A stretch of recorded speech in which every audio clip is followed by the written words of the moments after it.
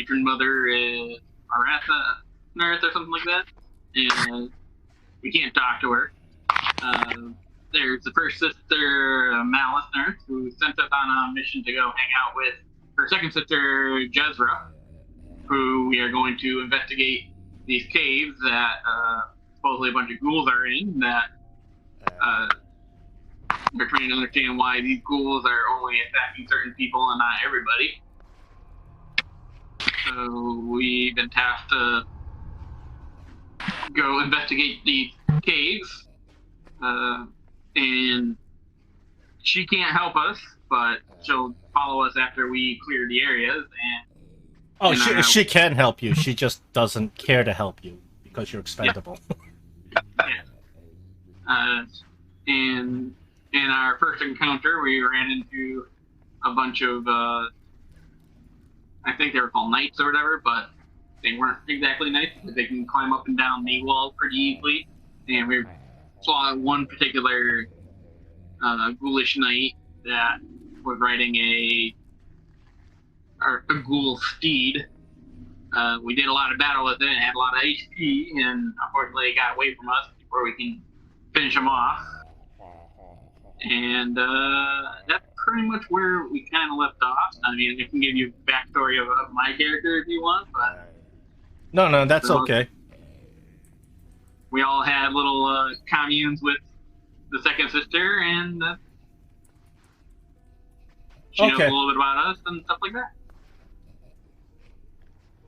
I'll add a little bit to that. So from last week, you guys are agents or servants of the House Neirth, a drow house, a powerful drow house from the drow city of Arindalin. Now, you are sent on a mission to kill or eliminate whatever the source of these undead legions are. The Drow House Neirth is the reigning most powerful house in service of Loth in Arindalin. However, there's a delicate balance because there are these two cults within Arindalin that are also vying for power, and right now they're on the verge of a civil war.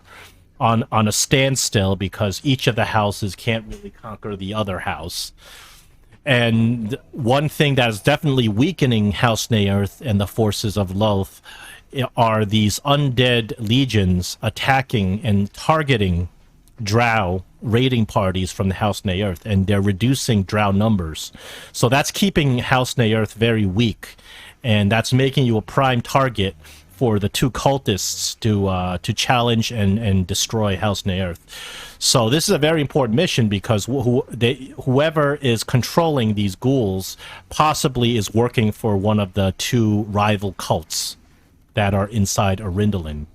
You don't know much. Varun and Agandador? Yeah, you have Varun. Varun is he's another god that is among the drow gods. He is actually the god of males. It's not forbidden to worship Varun, but if you worship Varun instead of Loth, that's blasphemy. So there's a group of drow males that are worshiping Varun, and they're looking for equality, which is really not a good thing in drow society. And then there is, of course, the other cult by the name of Gauntadaur. Gauntadaur is sort of the cult of outcasts and oozes and abominations, and it's a very mysterious cult. You don't know who's in control of it. But those are the three cults that are vying for control in Arindalin, and Malice Neirth is first in line to become matron mother after Lithrana Neirth is deposed or dies. So because she's first in line, she wants to secure her power as first sister, and she wants to be the one who who destroys this threat of the undead, which will definitely secure her power. She sends you with second sister Jezra, who, of course, being second sister, she has to listen to Malice, the first sister. And you guys are kind of compose a small drow raiding party where Jezra and her two retainers stay back. They're heavily armored and very powerful and able to defend themselves, but they're not going to take a risk. That's your job. So they sent you. So you guys are heading into what's called Forbidden. The Forbidden Hills, which is an uncharted part of the Underdark. There's many of these uncharted parts. And you guys came upon a very narrow passageway. As you went through the passageway, you've been attacked by several ghouls, and you've been attacked by this insane, ghostly knight on a ghoul horse. Yeah, chased. You tried to chase him, but it appears that there's something unnatural is keeping him alive despite all the damage you've pumped into him. So far, he's kind of fled your grasp. You found evidence that previous drow raiding parties from the House Ne'Earth have died here. So they've been here before, so you know you're on the right track. But you still don't have a better clue as to who's actually responsible for these undead. These ghouls that you fought, they were armored. They were actually knights obeying the order of that crazy Sir Parvis, who was on a ghoul steed. He's talking about serving Torm. You know, he's talking about righteousness and destroying the drow and things like that. He's clearly really crazed. You guys were able to at least get rid of the first blockade of ghouls that tried to ambush you from two steeps about 100 feet up. Because of the amount of damage you sustained, you went back and you pleaded with Jezra to allow you to do a long rest, and she agreed. So now, the next day, she sends you back. And you guys go back into the pass. You look around and it appears that the ghouls that you've slain yesterday, their bodies have decomposed very quickly. Now there's only kind of husks of armors left behind.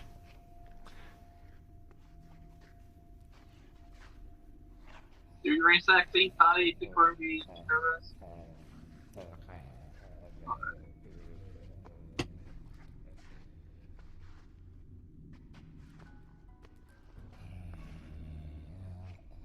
Did we check these bodies for items before we took our the ghouls are wearing some mundane armors. They're wearing scale mail, each of them. There were 10 of them. They have some mundane bows and arrows. And when it comes to close combat, they were attacking with their claws. Is there any symbols on their armor? You look at their armor, and there indeed does appear to be a symbol. We need a religion check, because you guys are in the Underdark. My brother will take care of that.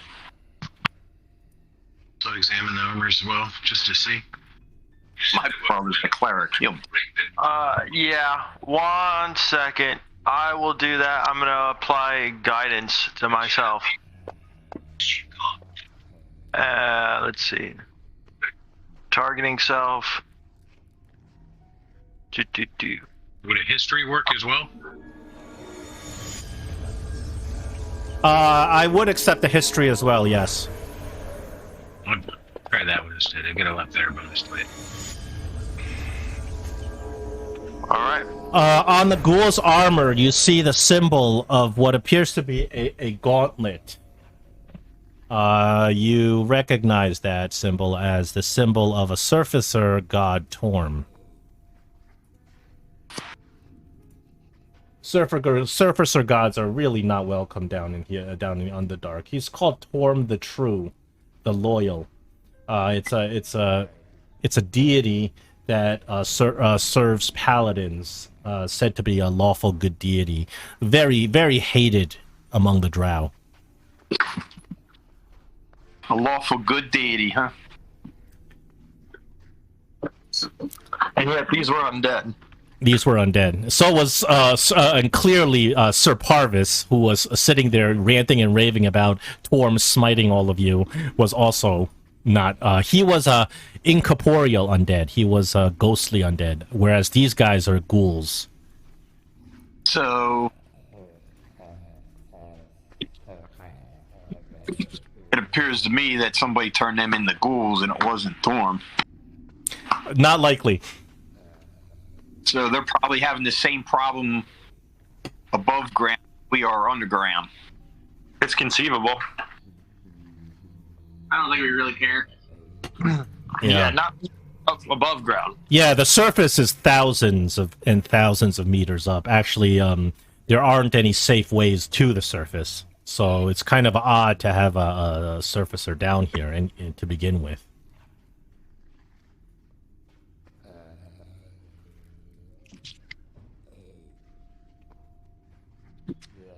Well, the good news doesn't seem like it might be related to these cults, but who knows? Maybe one of these cults has something to do with this. We might have to go further in to figure it out.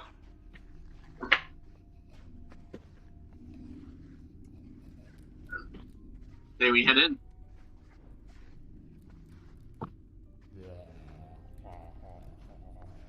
So you guys continue down the narrow corridor. Now it's not like a cave. It's more like a fissure, where the ceiling, you can't even see. It's so high up.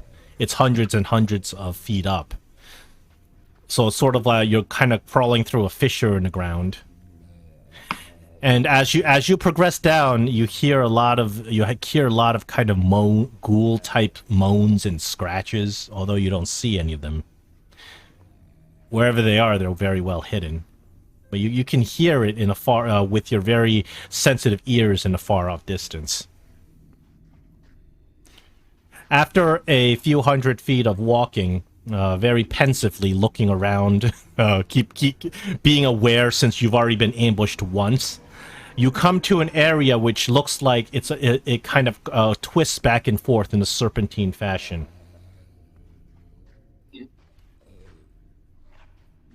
I'm probably gonna stick about like 15 feet behind Durac the entire time. What everyone else is. I'm going to move all of you. It's going to be in the same map, but it's further down the road. So even though it's technically in the same map, it's further down the path.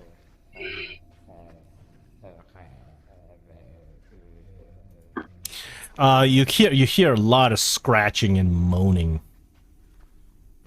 Clearly, there's some undead hidden somewhere in the area.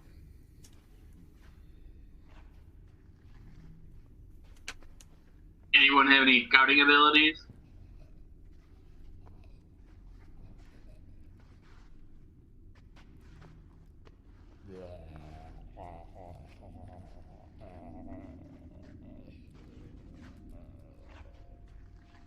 I think there's no, I guess. What did you ask? I'm sorry? Does anyone have any scouting abilities? Like, I don't know, Yes, I do. find familiars or anything like that to send up ahead of us? Well, I can track, so I took aspect of the wolf for my second, Alright. so I can track at normal pace. I'd like to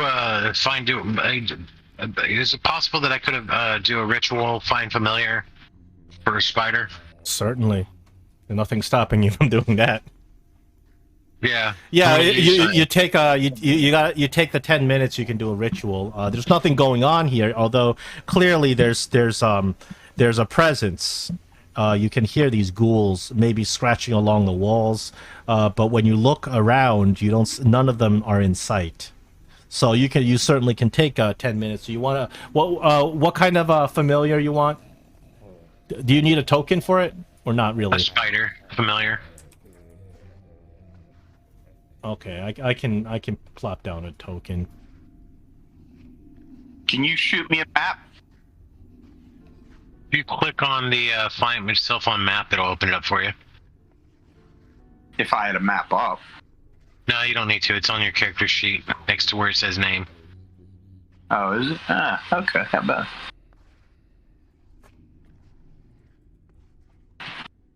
Got it. All right.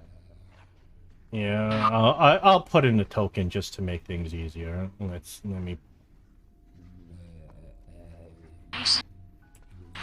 Oh, John, I have a question for the ghouls I attacked yesterday. I hit it with necrotic energy, and you said that it seemed like it was resisting it. Yes. Okay, this is on me, but I realized I have a damage dealt. ignore. I have the option to ignore resistance. Necrotic damage. Where do you get that from? Inescapable destruction. I'm sorry, you're breaking up a little bit. Inescapable destruction. Okay. Yeah, I also have a necrotic resistance from Inured on Death. Yeah, I just wanted to say that moving forward. Yeah. So just remind me when it comes into play. Definitely. Because there's no way I can keep track of that everybody's abilities. So just remind me when it comes into play. Because if you do damage on an enemy and the enemy resists it, it's going to say so inside the chat box, so you'll know. Okay. All right.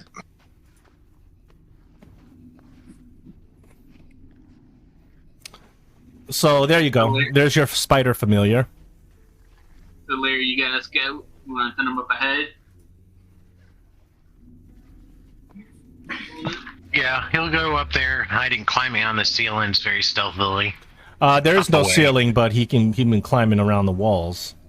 Yeah, like around the walls, he'll go keep about, 100 feet or so ahead of us.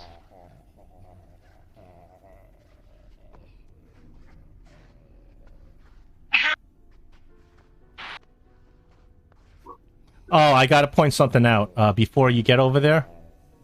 He gets over here. Right? You're moving on them. Yeah, I moved your spider back. So he gets over here. And as he's climbing along the wall, he just falls down. Splat, hits the ground. Dies. What? Because he was climbing along the wall perfectly fine, and all of a sudden he just fell off the wall, hit the ground, and with the 1d6 damage, splat. He's gone. If a man's free folk could Oh, into them meat for their do own, we all see it? What's the little spider? we can beat the white walkers. Well, it's a tiny creature, but you would know that your familiar just went splat on the ground and died. The way he died is because he hit the ground from because he was climbing along the wall and he hit the ground. Do you tell us your spider fell? Yeah, so it looks like my spider climbing on the wall fell. So we look up on the wall. You don't see anything. You don't see anything. It just looks like a cave wall. I go feel. Okay. Like, while y'all are investigating, let me try something else here. So I'm going to spend another 10 minutes and try to summon a bat this time. Yeah, I'll feel the wall. As you put your hand up to the wall, we roll initiative. What? What are you talking about putting? You said you're going to feel the wall. Yeah, I said that. Your people farm those lands. You wall toucher. I know. I'm a pervert. Can you drop my token on the field, please? Life for his people, for you. We're prepared to give you that new life. It's. Oh, Larry, I hear like a TV or something coming through your mic. I'll keep the push to talk on.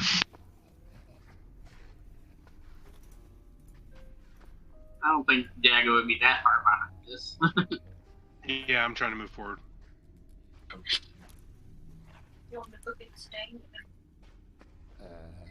My car got broken. All right. Which ones of you can't be surprised? Because I cannot be. because we got a surprise round, but some of you are participating in the surprise round because you can't be surprised. Targets cannot. I don't suffer any effects from the surprise if I rage. But you don't have time to rage. Huh? Unfortunately, you don't have time to rage. You have to already be raging. So, What it is, if I rage when my turn comes, I don't suffer any effects from the surprise attack. but do you get a turn during a surprise round? Yeah. What's the ability? Oh, I just said let me find it. I think it's Danger Sense. Is it Danger Sense? No. Well, anyway, Larry, you do not have anything that avoids surprise rounds, right? So I'll be surprised. Okay, Larry, you are surprised.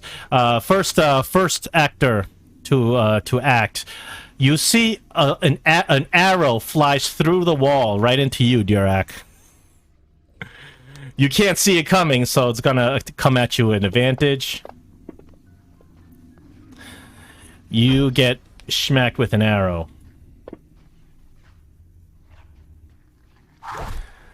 Durak, are you surprised during the surprise round? No. Okay, if you're not surprised, then you get to take this turn.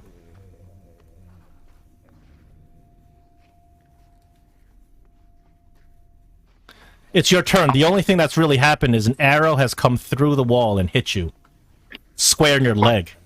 Through the wall Through the wall. Right. Right. I'm standing. Yeah, right where you were putting your hand up to touch the wall. You realized that your hand just went through the wall, and then an arrow came from the other side and hit your leg.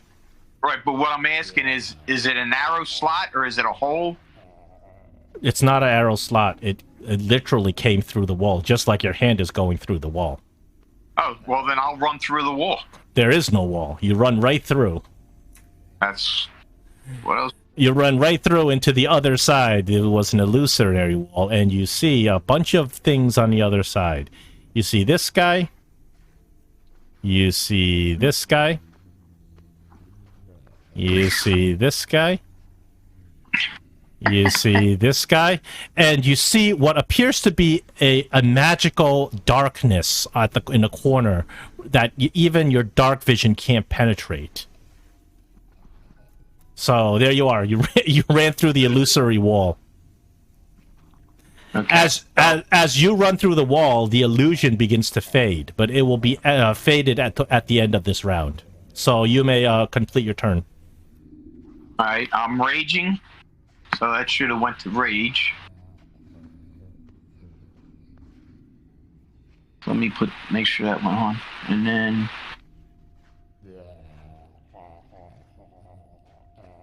We're gonna go after that guy. That's it.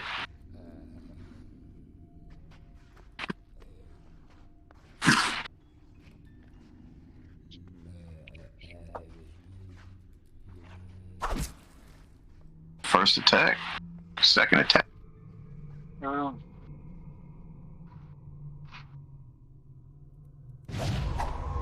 Nice.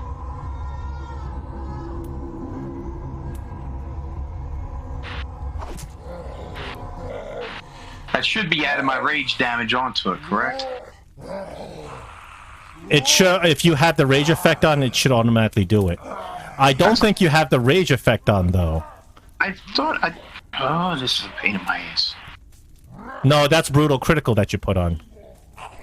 Let me look at your effects. There's Yeah. rage. Hold on. Did I... The brutal critical off? Yeah, you have... Get rid of that. Alright, yeah, I have rage on. Okay. So that should have counted, so that'll be my turn. Okay. Thalric, do you have... Keep on going. Okay. So...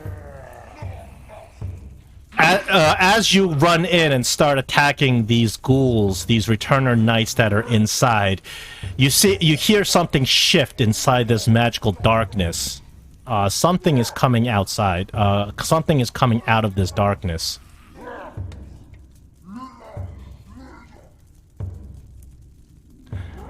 I got a picture of what's coming out of the darkness.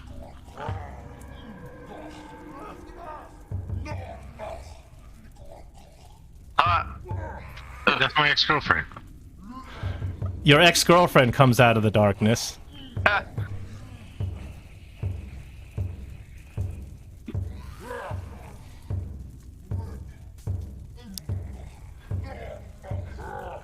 Your ex-girlfriend is gonna come attack you with smother 2 times. If he... Whoa.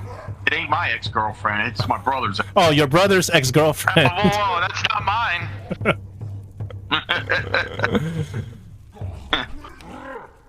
It's hilarious. Luckily he misses.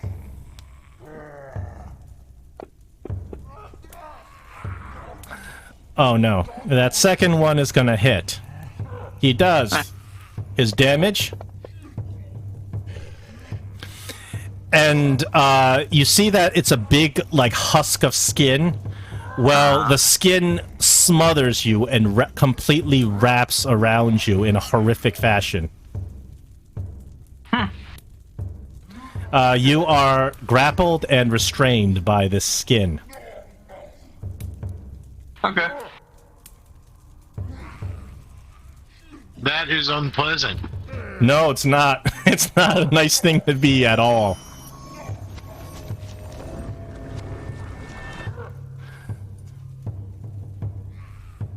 Kargis, how are you in this surprise round? I do not get surprised. Okay, you may take your turn then. You can't target anything because you can't see anything. The illusory wall hasn't gone down yet. Curious about Durak that's disappearing into the whatchamacallit, into the wall. I will kind of follow after him if I can. You go through the wall and you see that there's this husk of skin that's wrapped itself around Durak.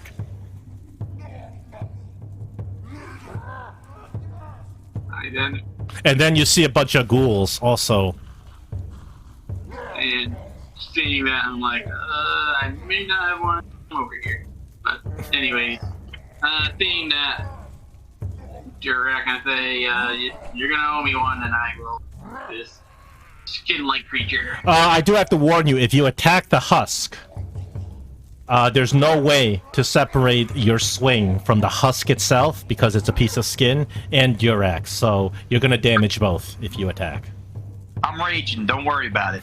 And I'm not too worried. Okay, so what I need you to do is target both for the attack.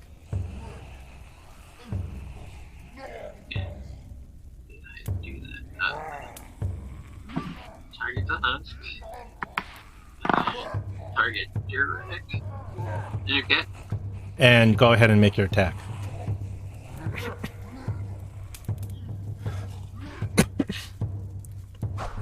How many things have you targeted? It looks like you targeted 3 things. It looks like it, but I only targeted 2 things. That's... I don't know why I rolled 3 different dice. Oh, you had advantage against Kargis because he's restrained.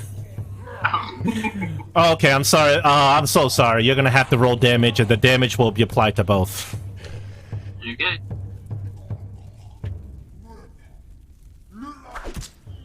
So Kargis runs in, swings his long sword. It slices a big chunk off the husk, but also it cleaves through and hits Durak as well. What? You haven't finished your turn. You got other things, right? No, I got at least 2 more attacks. So I'll take another swing at these guys. That's another. Once again, 2 hits.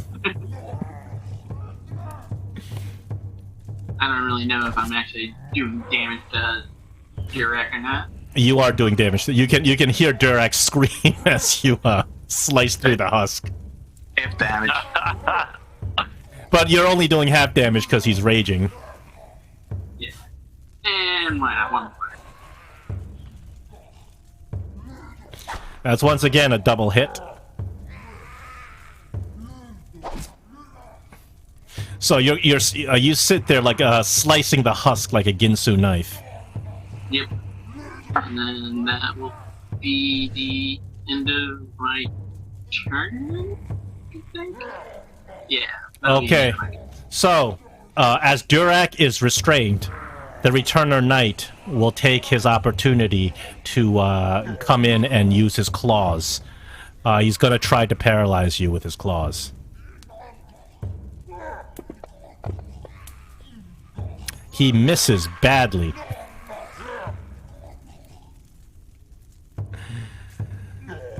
You see, from out of the darkness emerges yet another Returner Knight, but he uses the end of his movement to get here, so he doesn't have an action.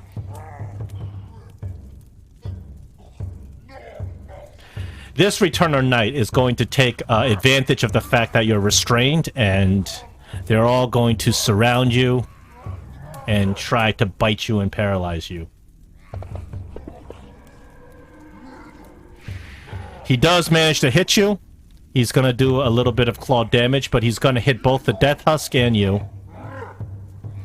So hold on, let me target. I didn't target. Let me target both.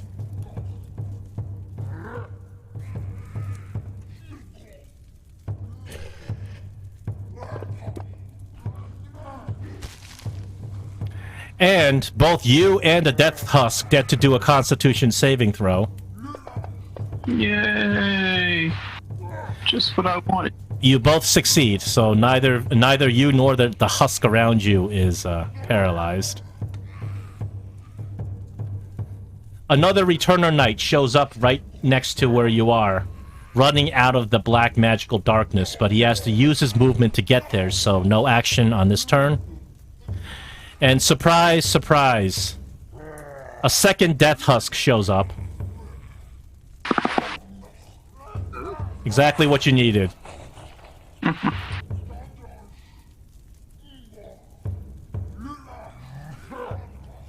Finally, this Returner Knight is going to come up to you, Kargus, and he's going to use his attack on you. He does manage to hit you on this one.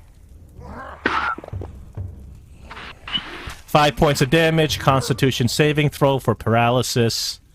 You make that saving throw, no problem. And Daga, I believe you are surprised, correct?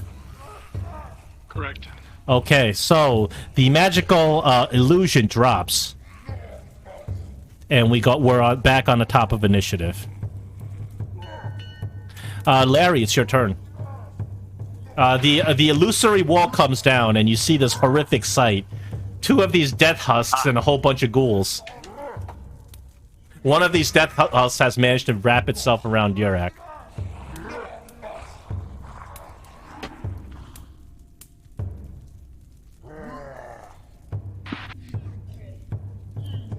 And John, I'm assuming you do know I have advantage on saving throws against being paralyzed.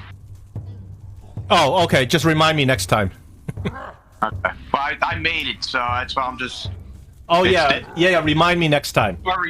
So all the dwarves down here have it. Oh, that's very helpful.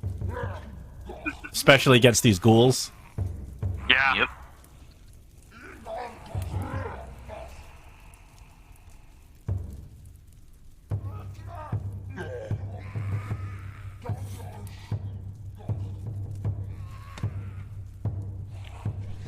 I'm just going to cast Toll of the Dead onto the Death Husk. Which one? The one that's grabbed Durak? Yeah. He fails.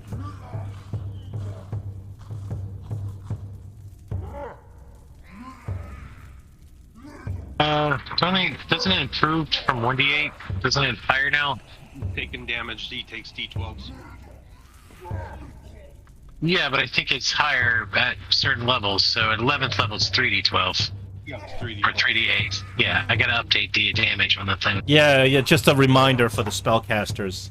Cantrips go up in damage. Oh, sorry, I didn't mean to do that. Well, I'll take that one. I guess I gotta do it 3 times.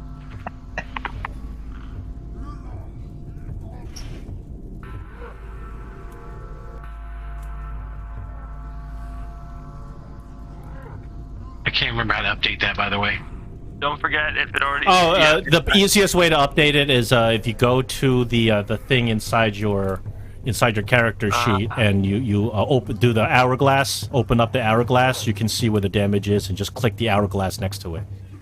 It's Fantasy Grounds is not intuitive in that sense. I wish they'd make it more clear. Another way you can do it is when you drag out the damage, right-click twice to upcast it, but you have to do that every time. All right. Anything else on your turn? That was your. No, that's ending my turn. Sorry. Okay.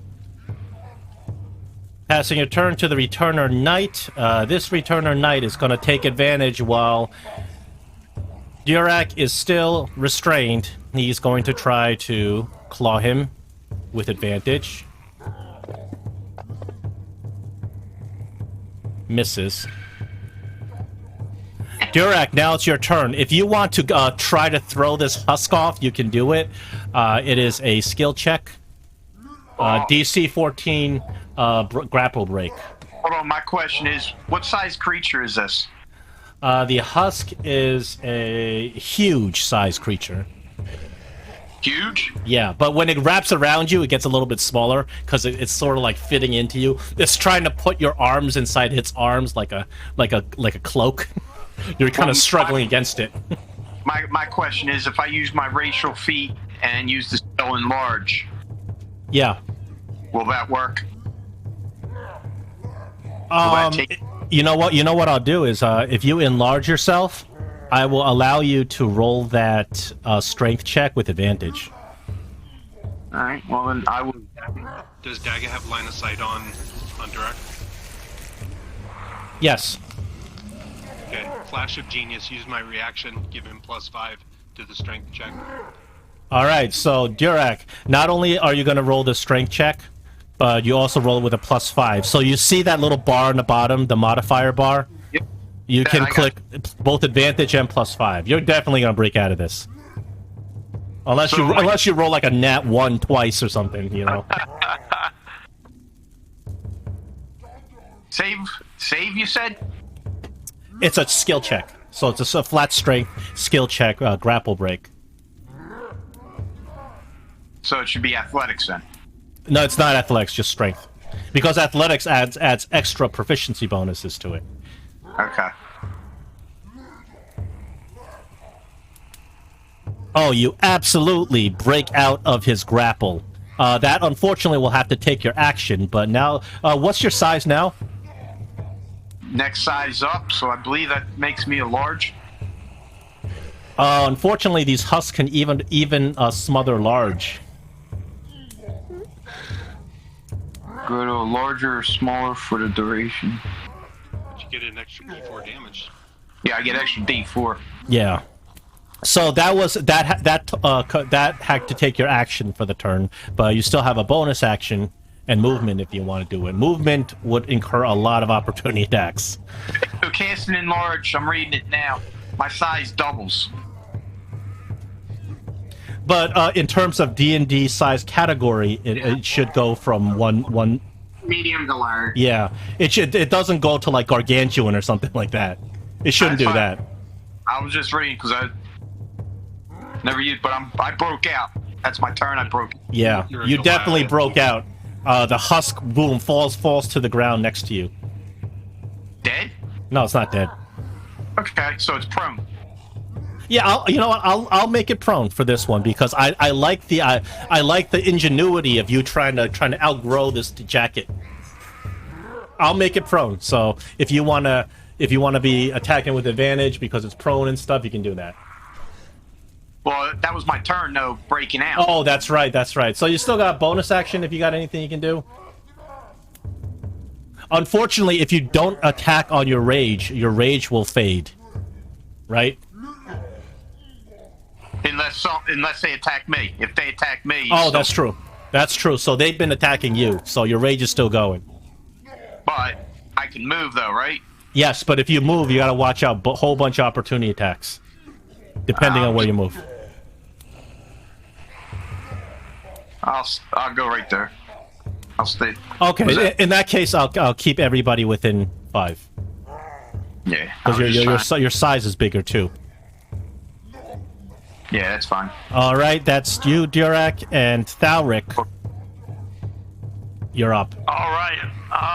So if I bonus action spiritual weapon, is the attack part of the bonus action? Yeah, or is you get that you get an attack with the cast. Okay. All right. So I am gonna put on spiritual weapon. Okay. You can drag out a token so we know where the spiritual weapon is. Right here. Yeah. And if you are you upcasting it or just regular level? No, just regular. Okay, and you can go ahead and make your attack, and that's all part of a bonus action. All right, let me make sure, because I'm targeting myself and I don't want that. So if it attacks the Death Husk, is it gonna have disadvantage? It has advantage. I made it so the Death Husk fell on the floor because Thalrak just burst out of it. Not Thalrak, Durak. Yeah. You hit anyway, but you would have had advantage. Yeah. Okay. So there's that. Oh, double sixes. Oh, you're not that chaos sorcerer that you when you roll double dice. It's you get extra stuff. Yeah.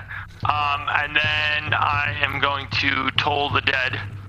And you would say the Death Husk and the Returner Knight are next to each other, correct? Yeah.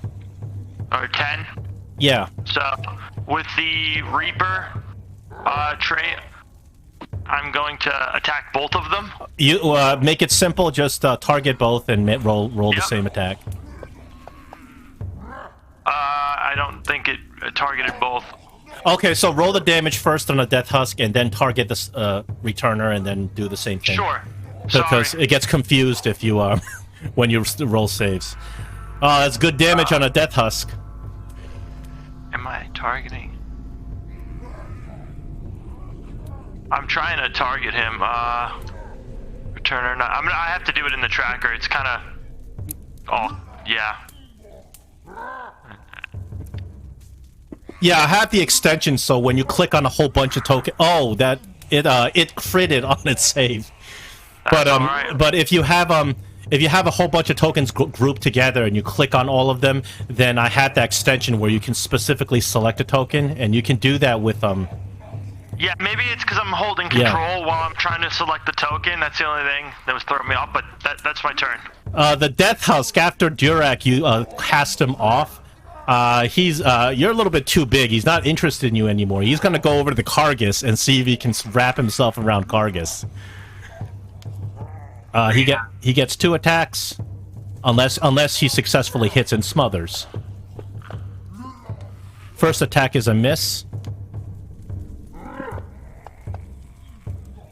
Second attack is a miss. So this Death Husk, no dice. Now we're up to Kargas. And you're gonna attack this Death Husk. Get this large creature out of the way, hopefully. It's a good hit on the Death Husk. You chop that piece of skin to bits. Alright, I'm gonna Nice. attack this other Returner Knight that's right next to me. Would you say Returner Knight 10 is in melee with me? Yes. Okay. Or if you want to move like token, yeah. because some of these tokens are in between boxes. Alright, I'll move whatever the half of. Ooh, that's a miss. But I'll attack it again.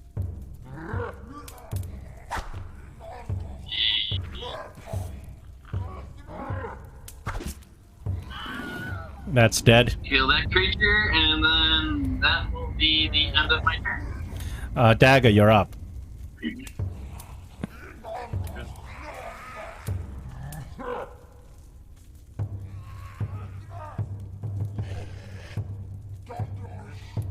Sure, I got the right man targeted. Which I believe I don't.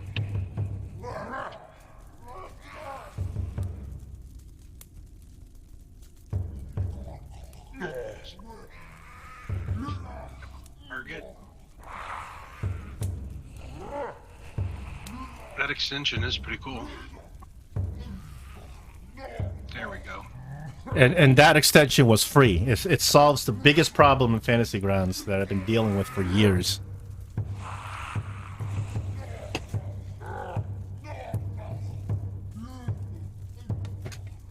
Swear.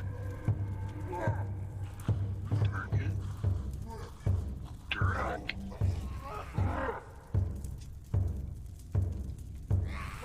Yeah, unfortunately my good computer got stolen, so I'm playing on a backup computer and it's not working real well. All right. I'm gonna cast haste on Durak. Very good. Do here. So I could target him. Yeah, you can put a... Do you have a haste effect? You can put it on him, because haste does that extra bonus to AC and stuff. That effect will add it. Yeah.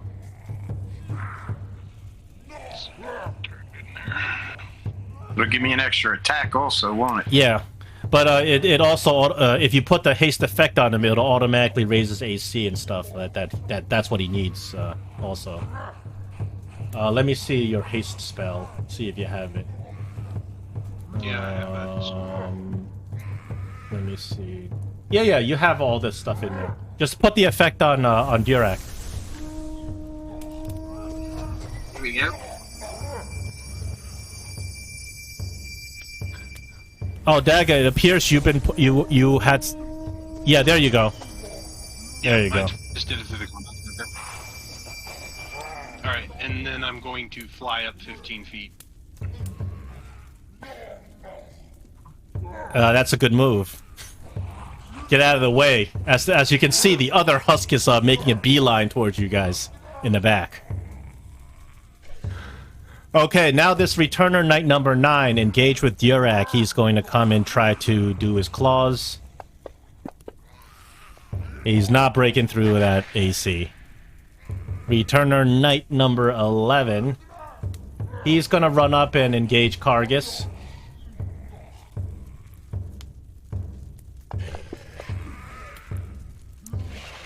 Misses. The pleasantly firm Returner Knight. He's pleasantly firm because he has some extra HP. He's gonna come up to Durak and use his claws. Oh, unfortunately, he does a critical hit on you, Durak. Yeah. Hold up. I'll use my runic shield to make you reroll that. Oh, okay. Is it just a plain reroll? It's just a plain reroll. Okay, he's gonna reroll that. Thank you. That crit turns into a miss. I owe everybody. Okay, now this Death Husk, he's gonna take the opportunity to rush past the two melee fighters, and he's gonna try to swallow good old Thalric over here. He gets 2 attacks with Smother. Unless he makes it on the first attack. First attack is a hit. He makes it and smothers Thalric, does some damage. Thalric, you got some new clothes here. You're grappled and restrained.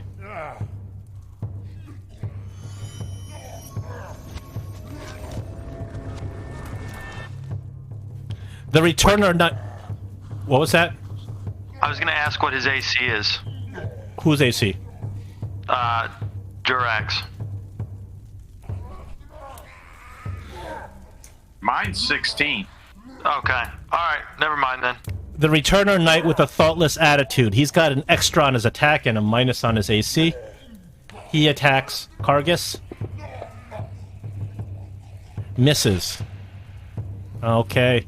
Going back up.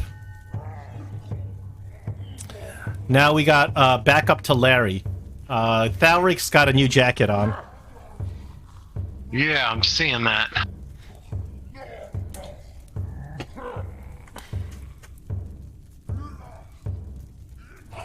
I think I'm gonna... Nobody's been injured. Durak's been injured. No, I mean, none of the enemies have. Oh, right. Yeah, they Well, the ones that have been injured have been killed. So right now, the present ones are not injured.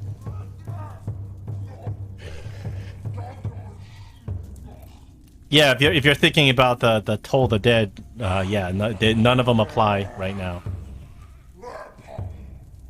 You're just gonna have to do like a level 6 fireball on everybody. Was contemplating it. Okay. Death Husk fails your save.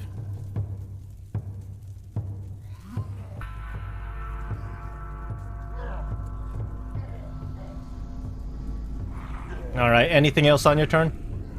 Nope, it's the Returner's night. Okay, Returner Knight, still engaged with Durak. Comes at you with his claws. misses.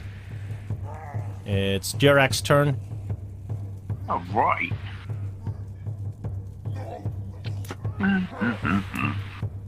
I'm trying to conserve because I know we have a bigger boss ahead of us. How would you know? Because he ran away the last time. He might have ran away and just cowardly not coming back. Because you put him so low on his hit points. He doesn't want to fight you again. Yep, that's a hit.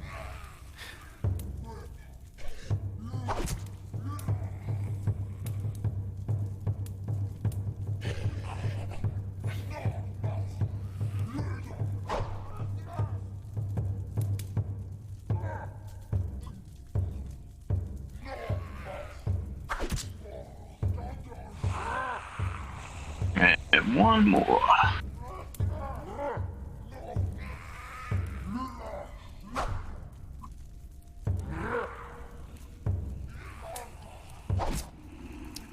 Alright, that one's dead. And that'll be my turn. Tharic, you are trapped in a death husk. If you would like to make an escape roll, it is a strength DC 14. I'd like to do turn undead. Oh, very nice. They are all undead. You can select all of them. Okay.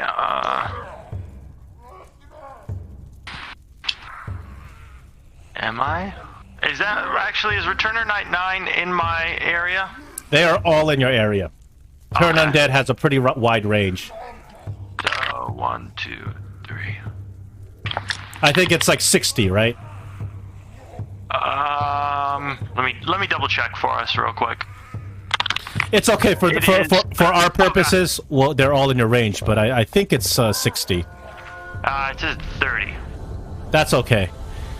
Unfortunately, a lot of 3 of the Returner Knights have actually succeeded on their saves, but the Death Husk that's around you failed, and that other Returner Knight failed. They are feared, correct?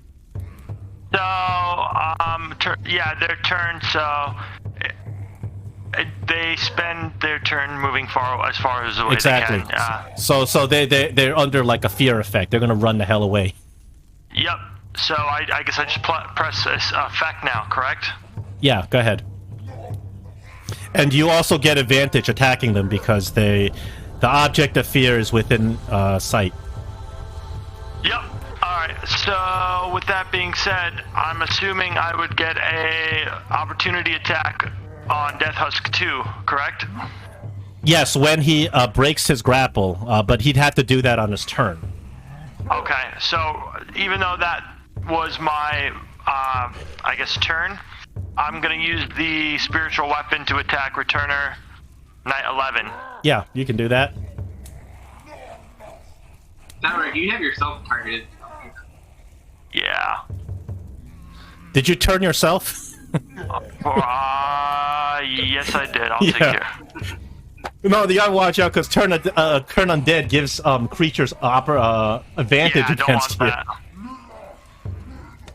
There we go. Sorry, it's a lot of stuff on the map. No, right now. the fantasy grounds, unfortunately, like if you don't play for like 2 weeks or so, you forget stuff and then you screw up. It's still better than any other VTT that I know of. I agree. All right, Kargus. Kargus is going to attack Returner Knight number 11 with a big old wind up. And attack Returner Knight.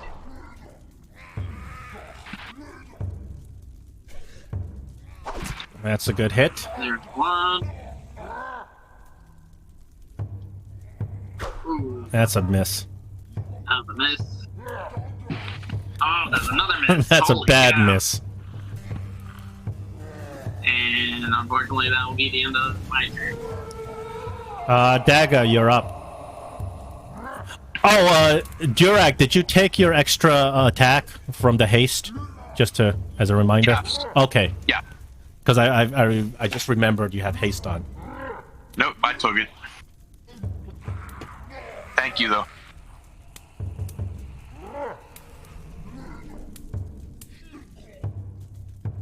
You can set my target as that Death Husk too. I'm having an issue with setting targets right now. If you can't target it from the map itself, you can target it from the combat tracker.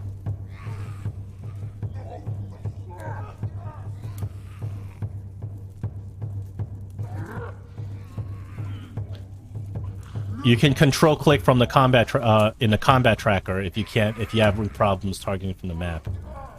When you click on it, sometimes both those tokens that are stacked on top of each other show up, and you can actually target from that token that pops up when you get options. Yeah, it's just this whole thing is, I don't know why it's actually, I can target for you. Here, I'll do it. There you go. Yeah, please. Thanks. All right, cast Fireball. Do I cast Fireball to just one or both? I think you get a lot more at level 11. You might have three. Yeah. Talking it at just the returner host, or is it his or the death Unfortunately, husk, if you cast something like a firebolt, that's gonna hit both. Okay.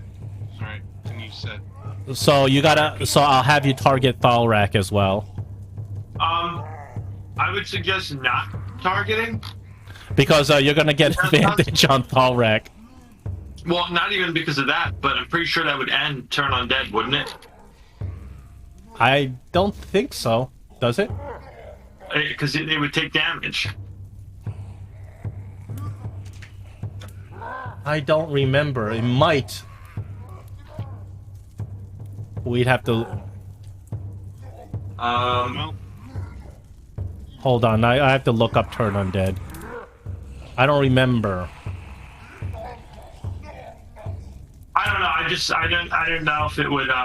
Yeah, if the creature fails its saving throw, it is turned for 1 minute or until it takes any damage. Oh, okay, yeah. So I just warning you, Daga. If you damage that husk, you're gonna end its turn undead. Right now, it's trying to get itself off of Thalrak.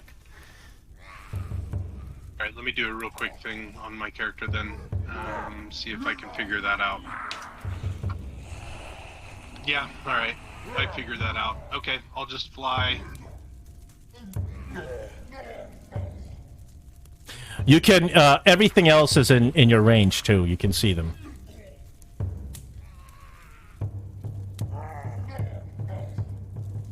Returner Knight number 11 is not going anywhere because I didn't damage it. Come on, Z-Bird.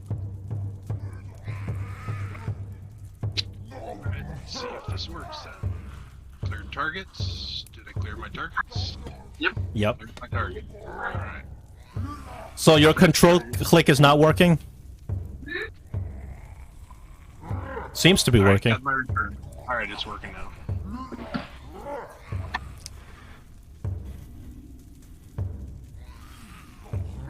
That's a hit.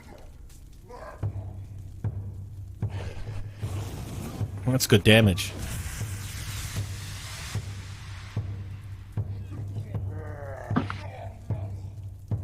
And Returner Knight 11 didn't get turn undead on him. It was the Thoughtless one. FYI. Okay. Okay, Returner Knight number 9 continues to attack Dirac. This one breaks through. And were you concentrating on something? Oh, the enlarge. I do remember that you have advantage on your Constitution save for paralysis. So Yes. I'll do that. Whoops. I clicked advantage. How come it didn't roll advantage? Well, it doesn't matter. You won the check anyway. Returner Knight number 11. This one is busy attacking Kargas.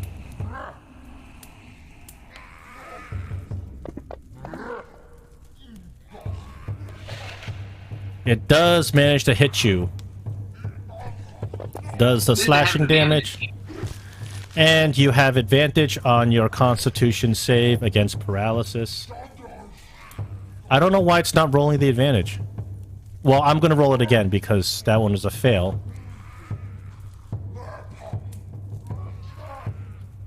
The second one was a success, so you got out of that. This one, I believe, is turned. So, Durek, if you choose to, you can make an opportunity attack against the pleasantly firm Returner Knight. He's going to run. Well, absolutely.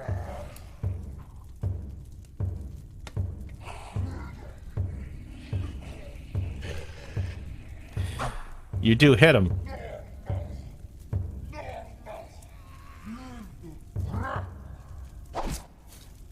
Okay, once he takes damage, I believe that's what ends the turned undead.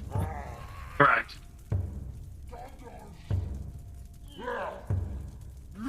And then Death Husk number 2 is going to run. Now, would you like to it breaks its grapple on you and it runs. More? So are you going to take an opportunity attack on it? Okay, step. Is the spiritual weapon attack always a bonus attack? Because I don't think The spiritual weapon can't opportunity attack, but you can because you. So I did turn undead and use spiritual weapon attack. Yeah, but opportunity attack is a reaction. You still have a reaction. Oh, okay, sure. Then I will 100% attack him. Okay. And then Remember, if you hit him, he's probably going to turn around back at you. That's okay.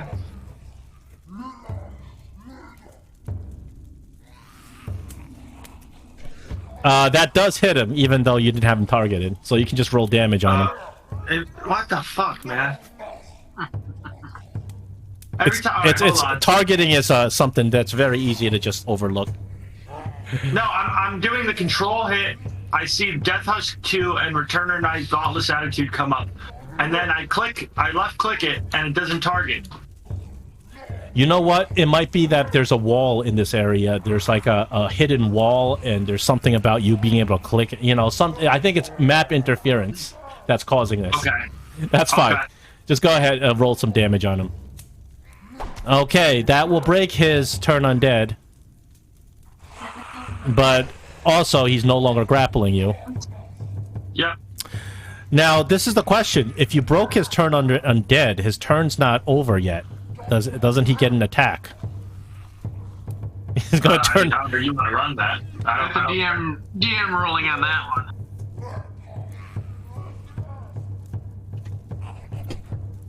I'm not going to give him an attack this time, and I'll have to... That's something I'll have to research for later. The Thoughtless Attitude guy is gonna... He's still going after Kargus. Oh, he has advantage for some reason. Yeah, I don't understand why he has advantage. Because the husk is on the other side of you.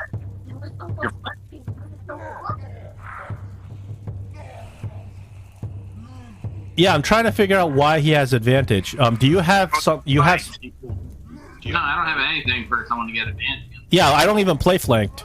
So let me see. Do you have him set prone? No. No, he's definitely not prone. Is it one of your rune carver's abilities doing this? No, I don't think so. I don't think so. Makes no sense to me. I don't know why he's doing that. Oh, you know what? I had to... You know what? I'm just going to roll the attack again. I think I had the advantage button pressed. He misses. Larry, you're up. Okie dokie.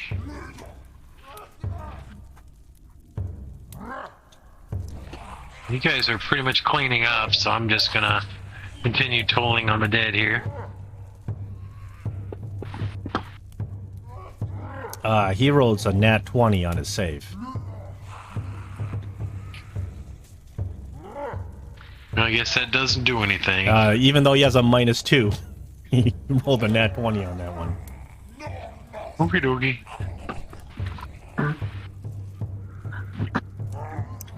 Durak, you're up. You curse my luck. 6. 6. Zeus.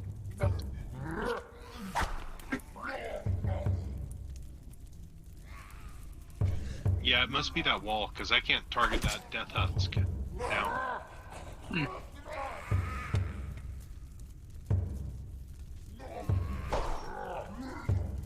You're doing a bunch of damage to these return knights. Hey, he's dead. Another one back to dust.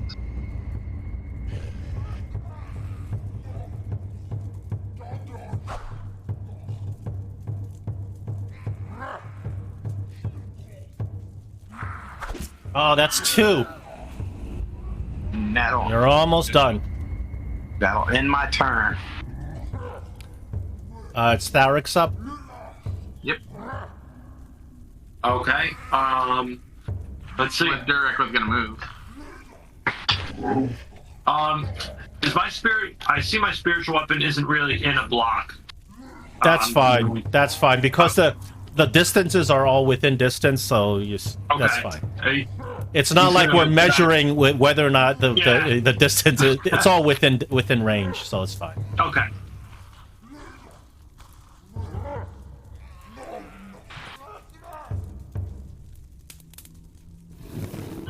Oh, nice. And at this point, I guess I will cast my cantrip Toll the Dead on these two down here.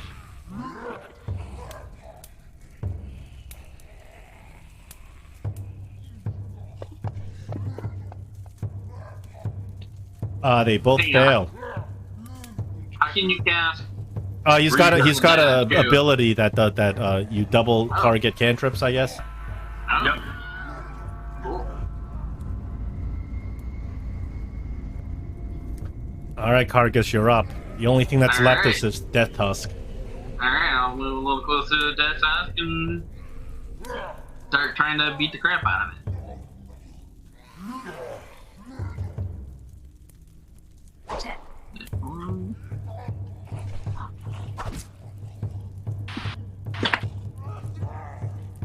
Oh, that's a critical hit.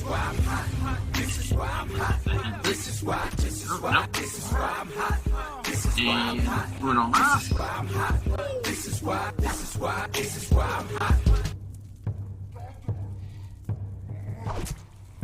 Almost, but not quite. Almost. I sliced and diced a lot of skin off of that creature. Daga, can you finish it off? And I'll be the end of the turn. I can. So I found out it was your extension that I couldn't target. I could target any individuals, but anytime that extension came up, it wouldn't allow me to target. I see.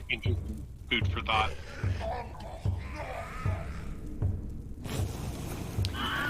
All right, that ends this initiative.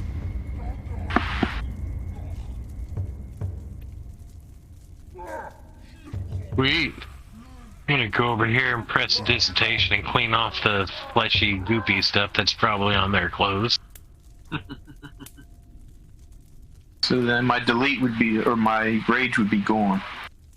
Is that darkness spell still there, or? Yeah, it appears to be a magical darkness spell, so you can't see what's going on behind it. But there are enemies running out of it. I'd like to check back here where the husk came from. If there's anything back. Well, there's nothing along the wall. The husk came out of the darkness. Yeah, you can do an Arcana.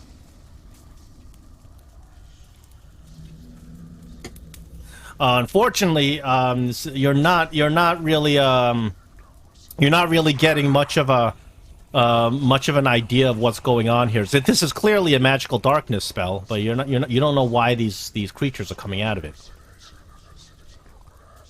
I'll guard the outside while they investigate inside. Does anybody have spell magic? I do have dispel magic, but I don't. Would I assume this is just darkness? Well, would I recognize that as? You recognize the spell as darkness. You don't. Obviously, the darkness obscures your vision unless you have a way to see through magical darkness. So you don't know what's inside the darkness. But you. What I'm saying is, if I recognize that this is the spell darkness, yeah. I mean, like, I don't know how you would argue it in game mechanics, though, right? But like, I feel like my character would know whether or not dispel magic would work on the level 2, because the level 3 spell on the level 2 spell of darkness. Yeah, you think that a dispel magic would work on this? All right. Well, before I do, can I do this? I mean, What do you think? I have a question here, Yeah. and I'm trying to figure out how to do this because I don't want to say it out loud. But what's the easiest way to do something like that? To do what do you mean? I want to do something, but I don't want to say it out loud to the whole group. Oh, you want to do something, but you don't. You want to tell the DM, but you don't want to tell the group. Is that what you mean? Yeah, basically. Then you can do a whisper to DM. All right, 1 second, Neil. In the chat. Yeah, in the chat.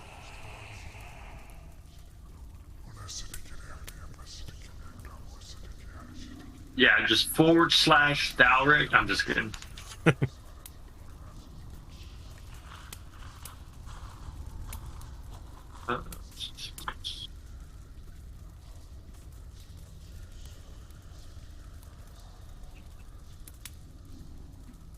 Whisper louder.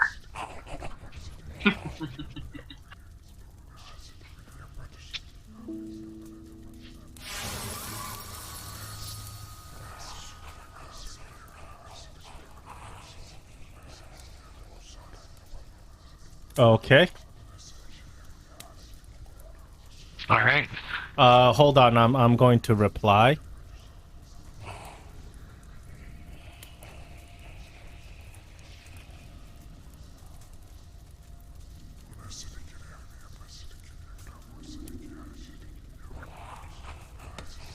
Just send a big dwarf in there. Sorry, I'm a little new to how to whisper in here. No, it's fine. What's that? No, I wanted to see the spell. I just don't know. I mean, I wanted to see him cast it, but so I don't want to make it obvious. But anyhow, that makes sense. Yeah, I get it. I get you. I whispered back. Oh, I see. Okay. If you guys don't know how to whisper, if you just right click on the tower, the dice tower, it'll come up with the on the Whisper left to side, GM. Yeah. it'll whisper. Just click that, and it'll whisper. Oh, okay. And you can right-click on the character portraits at the top of the screen. The character you want to whisper to. Yep. Gotcha. So what I was going to do is I begin to cast a spell and put a bright blue glowing aura around Durak and tell you that it'll protect you from the darkness and ask you to investigate. You know that would all affect all of us with sunlight sensitive. No, that's not bright. It's not bright enough to be sunlight. You have to cast daylight to really screw everybody over. Yeah, that is a spell that would. I was considering it. Durak, you begin to glow, and it appears that there's some sort of magic making all of your. Oh, listen. Yes, Durak. Yes. I think I did it. No, I think I did this on the wrong person. There we go. Durak, you begin to glow. It seems like there's some sort of magic all over your armor and your weapon, and you're just shedding this kind of this light. Brother, I got power. Look at me. I'm glowing.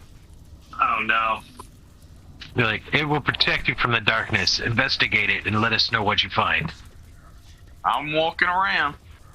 Tell me what I find. Oh, you're walking into the darkness? Yes. Durak, you walk into the darkness, you see absolutely nothing, and then a whack, you fall into a hole.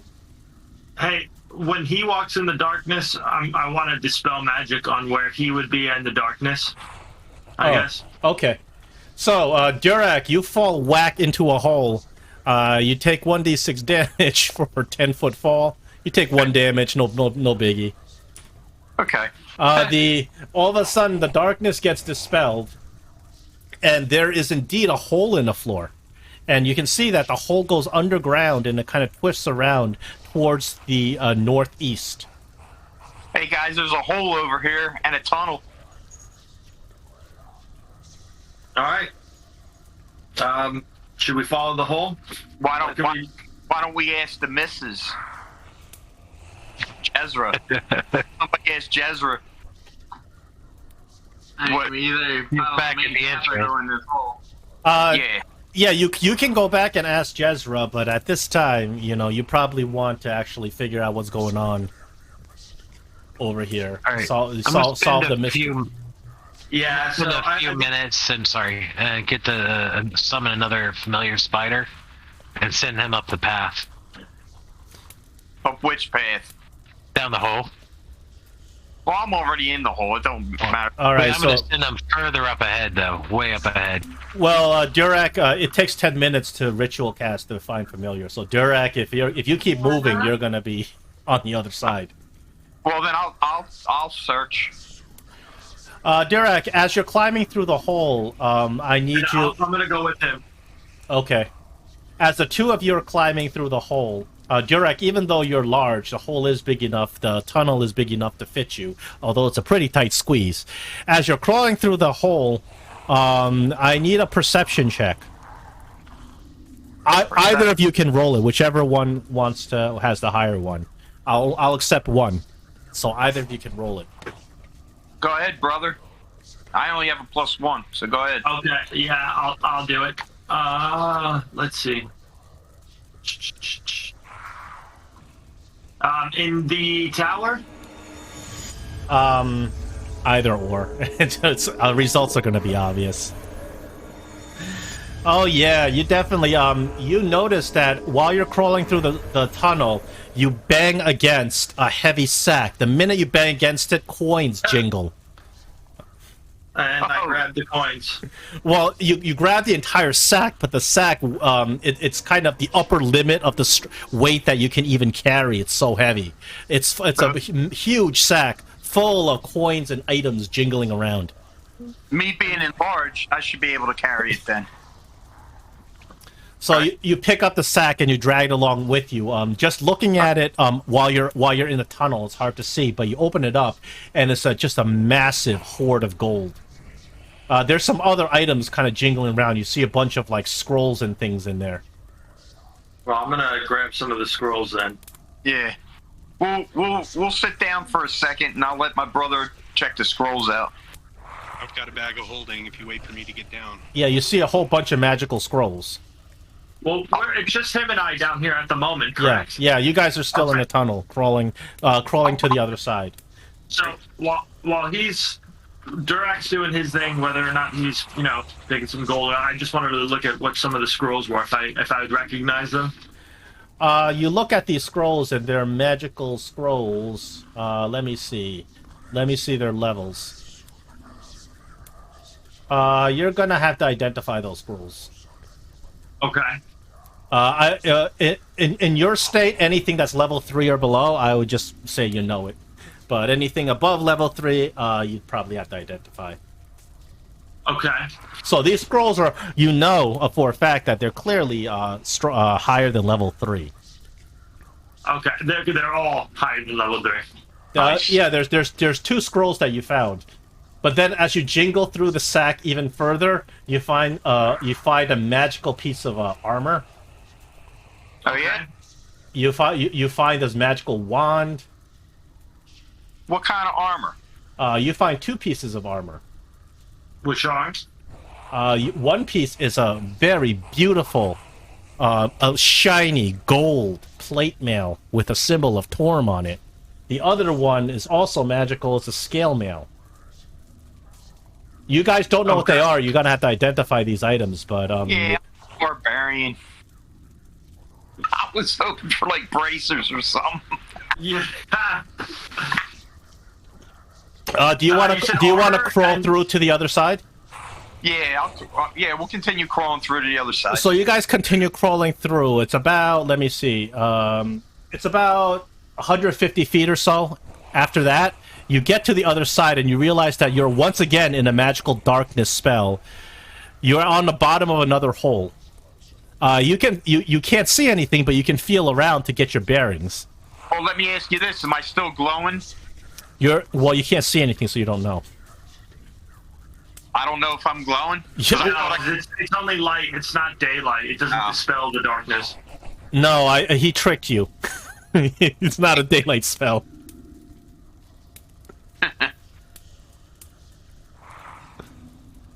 So, do you guys want to get onto the other side of the climb up that hole? You find the other side of the hole. Yeah, we'll climb up. So you climb up the. Oops. What are you guys finding down there?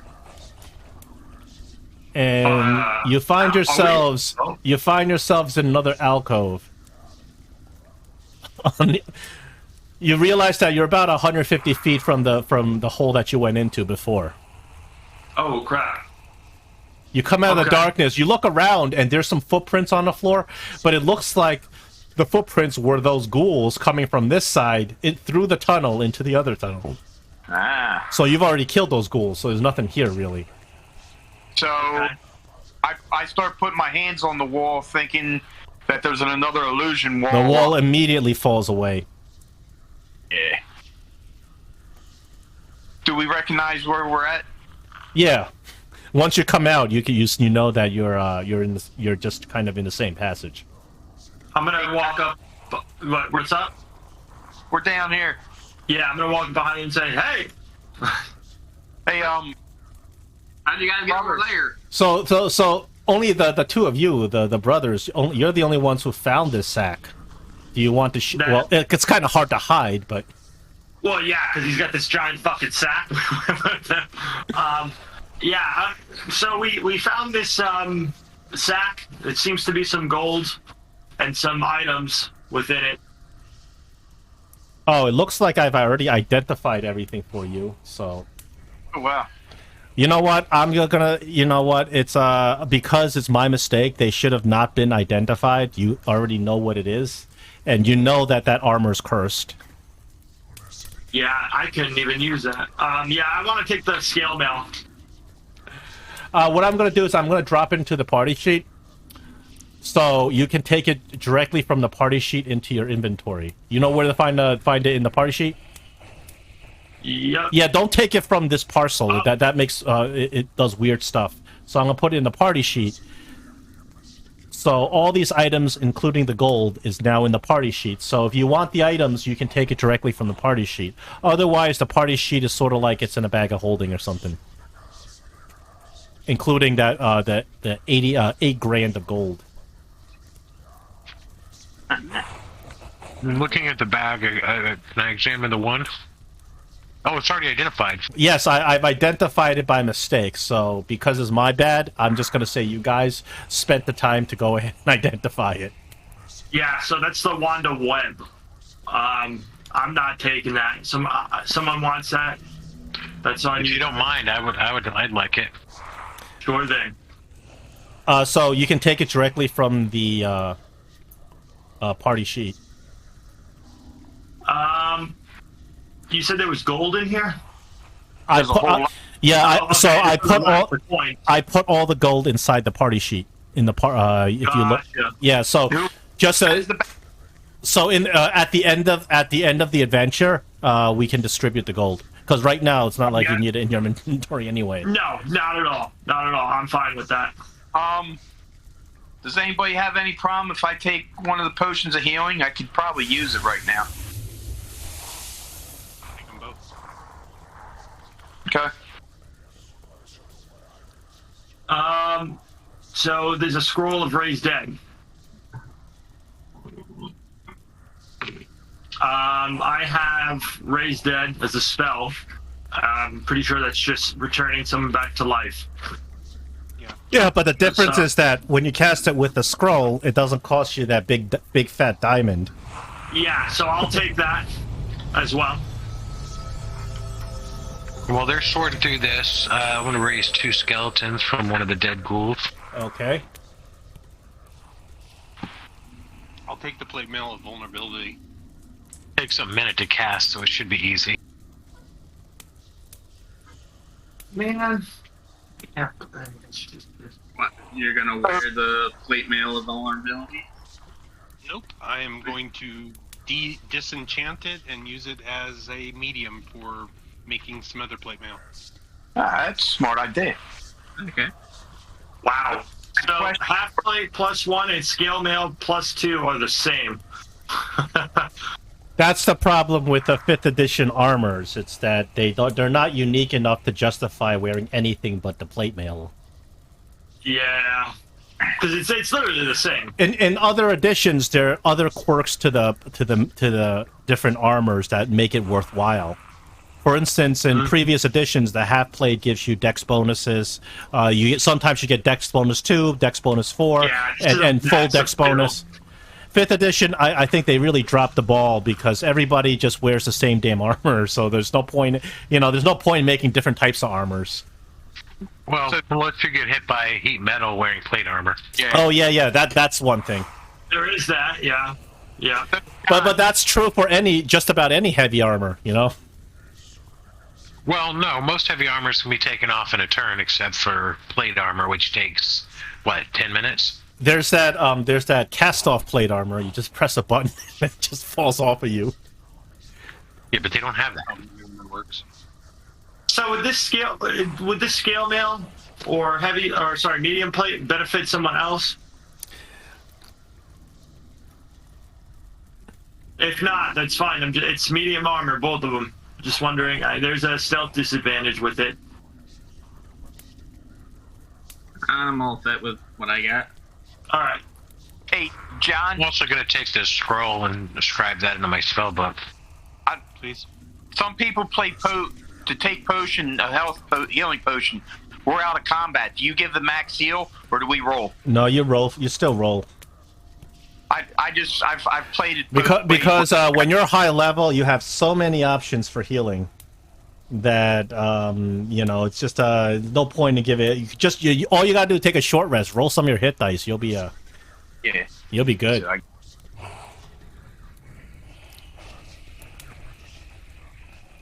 And there's a great axe +1 if someone wants that. That's actually, I don't think anybody uses a great axe +1 because you already have a great axe +2. Yeah. It's something we can sell. Yeah, in the so there's different rules for selling in the Underdark. Normally, with a sell, it's a markdown of 50% of its price. In the Underdark, you get more money for magical items. It's only 25% of markdown when you sell in the Rindolin. I'll carry the great axe for now. Well, who has a bag of holding? Just Aga. put it in the bag of holding. I'll still take it for now. Okay. If you just leave it in the party sheet, we assume it's in my bag of holding. Does that sound fair? That's what I usually do. Yeah. As a matter of fact, I hate managing weight, so I usually give out the party usually finds a bag of holding or something fairly early. Yeah. Oh, you just killed the goblin. He has a bag of holding.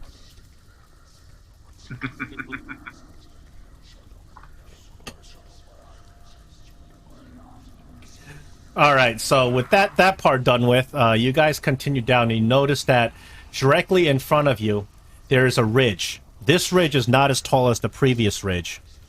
It's only about 40 feet high. The previous one was about 100 feet high.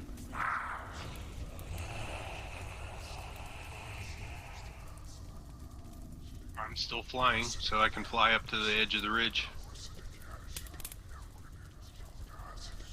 Peek over. Give me a perception check as you fly up. Do you want a stealth too, or is that okay? Are you stealthing? Yeah. Okay, yeah, give me a stealth then. Is my spider around? I thought he got smushed when he fell down and died. Yeah, I just summoned another one. Oh, okay. Yeah, I can bring it out. When we were Yeah, well, they were stuff, you summoning a spider.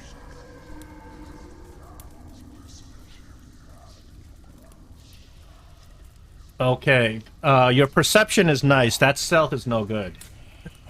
Hold on. Well, it gave me disadvantage. It shouldn't have. Why did it give So you it should be- disadvantage? because the box is checked and it's not running. Are you wearing? armor. It says armor stealth penalty. Are you wearing something that's giving you disadvantage? Yeah, my armor is called arcane armor, and when I'm in the infiltrator mode, it reduces stealth disadvantage. So it would just be a straight roll. So you got to uncheck that. So in that case, you know what I'll do is just roll it again. Okay. So just to be fair, because the disadvantage doesn't even tell you which is the first roll. Right. That's still no good. That's even more no good. Unfortunately, you are spotted. We're back in initiative.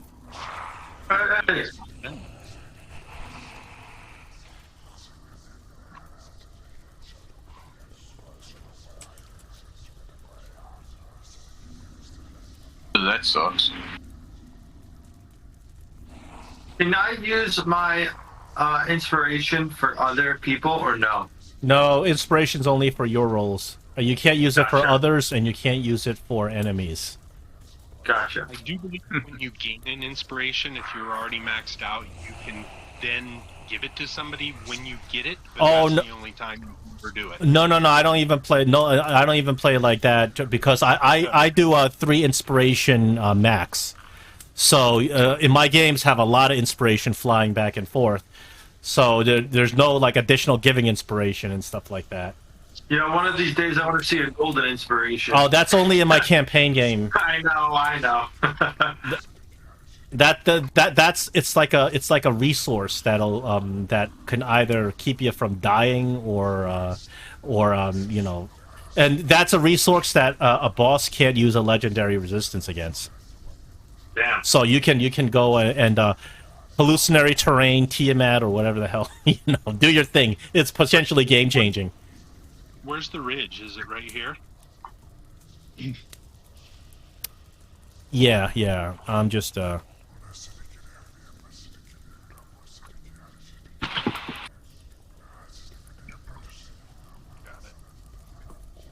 right. As you fly up, you notice 2 figures, one on each ridge. Okay. They appear to be humanoid, but for some reason, there's like a horse where the skull should be, carrying this enchanted magical weapon. And the minute they see you, combat begins, and it appears that they are summoning magics against you. However, you guys are not surprised on this one.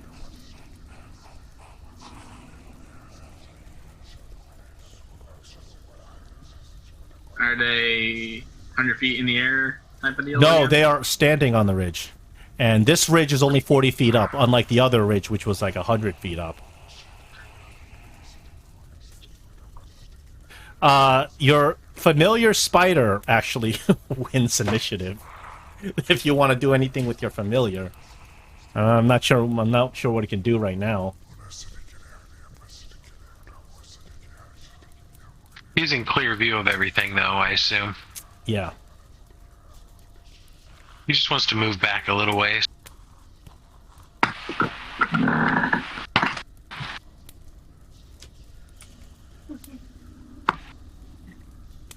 And that's it.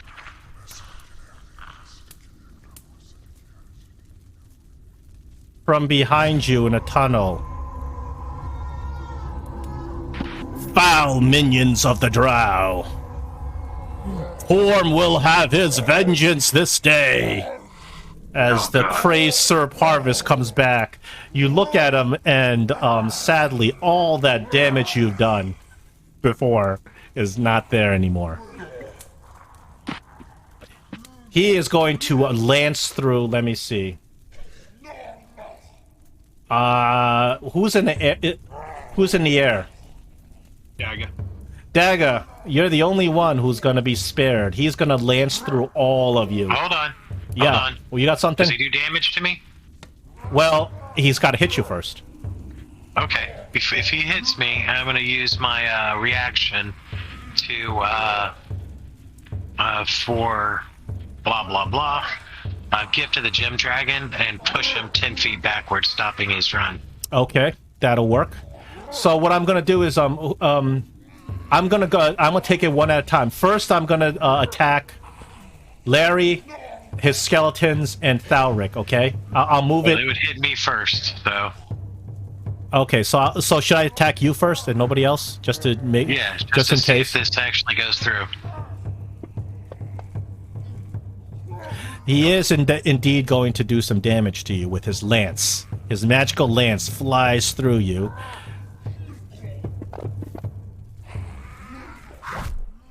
All right, so now do your thing against him. It's Sir Parvis. His ghoul steed is not attacking at the moment. So he is pushed back 10 feet and takes 12 damage. Very nice. So I like that. I like that ability. You get inspiration for using that ability because I'm throwing Parvis off his horse. He goes down like this. No, of course. Let's get him. Parvis gets up. He puts his lance away and he runs at you with his he's got multi-attack. He runs at you trying to do his claws on you now. He's really pissed that you did that. Thanks, guys. He's gonna slag you with his claws. That's gonna be a hit. There's a Constitution saving throw. Do you get advantage or no? You're the drow. You're not the dwarf. Is this necrotic damage? Or no, just regular? Part of the lance was necrotic damage. I would get a reduction on that. Oh, we gotta go back there. Alright, I'll do it afterwards, but you succeed on this. Let me go take a look at how much damage the lance did. You should put an effect on yourself that automatically gives you resistance. Let me see. I don't know how to do that. Okay, 4 plus 6 equals 10. That's 17. So he did a total of 17 necrotic damage. So we cut that in half. No, he said he did 28 necrotic damage, so... No, part of it wasn't necrotic. You see, I see. Part of it was physical slashing damage. Yeah, 11 and 17, 28. Okay, so the necrotic portion of it was 17. So we're gonna round down. It's 9 points of damage you don't take. So I'm gonna add 9 points of subtract 9 points of wounds from you. Doesn't help a lot. It's kicking my ass, y'all. That it might keep you alive. Actually, I'm serious, because he's got another attack. Because he didn't like the fact that you saved against his paralyzing claws. He's gonna claw you again. Oh, but he net ones. Now that he is off his ghoul steed is gonna take action. Now I'm gonna take it easy on you because his ghoul steed is gonna go after your skeletons. Can I help him out with coding real quick? Sure. If you go into modules, there's 5e coding bundles that he has. Those things have all the great codes in there, and you just find it using the spells tab when you open the book, and it'll list out what it is. So if you know the name of the effect, if it's a class feature, racial, whatever, choose the right module. 5e effects coding - class features, for instance. Find it and drop it into your action tabs, and then you'll have it. There's a chance it could already be there as well. So if you go to your actions tab and it is there, you hit the magnifying glass, control click yourself, and then apply it like I did. I think it might already be there. What is the ability called? Inured to Undeath. Yeah, that's a class ability. Yeah, I just found it. Yeah. There you go. Yeah, so now anytime necrotic damage is rolled against you, you'll automatically resist. So the ghoul steed pounces over to the other side, swipes at your skeleton, and that is it for the ghoul steed. Now we are at Dagga's turn. I'm gonna do something interesting here, since I'm blind. Perfect. 35. I'm going to grapple the ghoul steed and attempt to mount it. You pervert. You're gonna try to grapple the ghoul From steed? behind? Well, I'm trying to mount it, but Okay, I will allow you to strength contest it for grappling if you want. If that's what you're if that's what you're into. Give me a strength contest. Give me a regular strength check.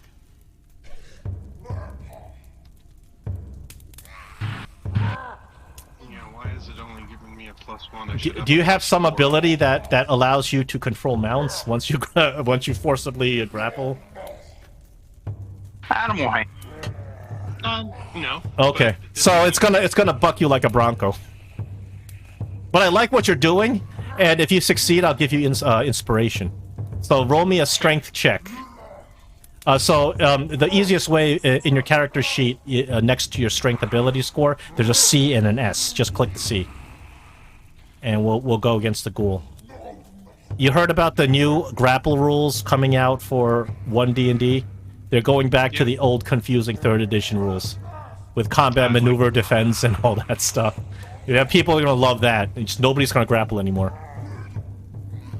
Can you, it's using that one thing, so I want to make sure I have the steed targeted. You don't have to target. You just click. I'll roll for him. You roll for yourself. You don't have to target him. Okay. I was just gonna use the cool grapple tab that you have at the bottom there. Yeah, that does work if you but if you're having trouble selecting. You roll a 16. I will have the ghoul roll. You win. The ghoul is grappled by you.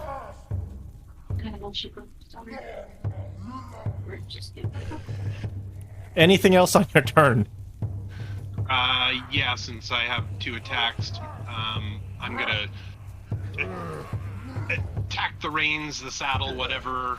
So I'm just gonna try and secure myself on him. Well, you are at this point. You're grappled him, so you are secure. So you don't have to use a. So you're supplementing your first attack for that, right? For that grapple. Yep. I'll say easy, buddy. I'm your friend. I'll say it in primordial. Let's see what the ghoul speaks.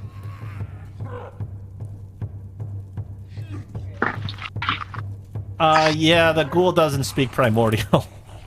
The ghoul steed doesn't. It's like a oversized. It's like the other ghouls, but it's way oversized. Okay. It was a thing. I got an inspiration.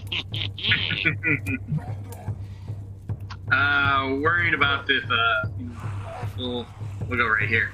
Worried about this ghoul steed running around, trampling people. I will attack it.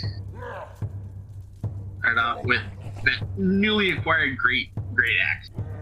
See how that goes.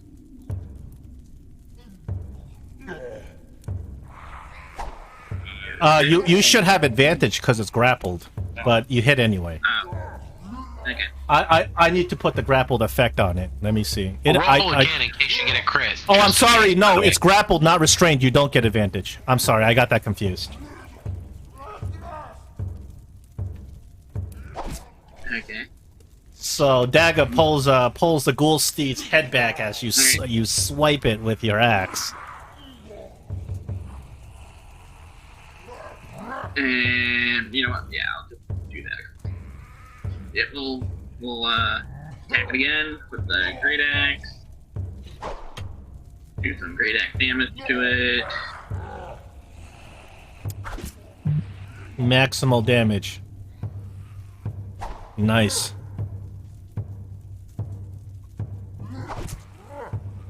And kind of maneuver to the side of it, get a little bit close to this third part of it a little bit, and that will be the end of my turn. I'm not leaving its range. All right, Larry's skeleton number 2. So you can take its turn.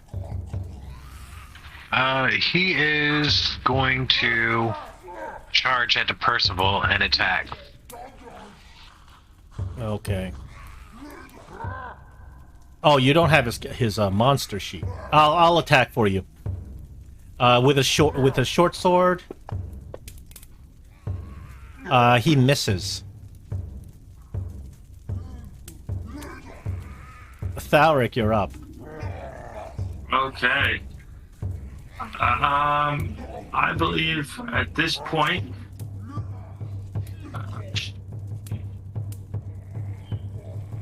Yeah, why not? I'm gonna. You're gonna say, "Oh, repeat." I'm gonna cast Flame Strike on Sir Proudness. Promise. Okay. Let's see. And 5th level. I'm doing it so that I wouldn't hit the skeleton or Larry. He does succeed. Okay, that's half damage. That's half right? damage. And alright, not bad. And then my spiritual weapon.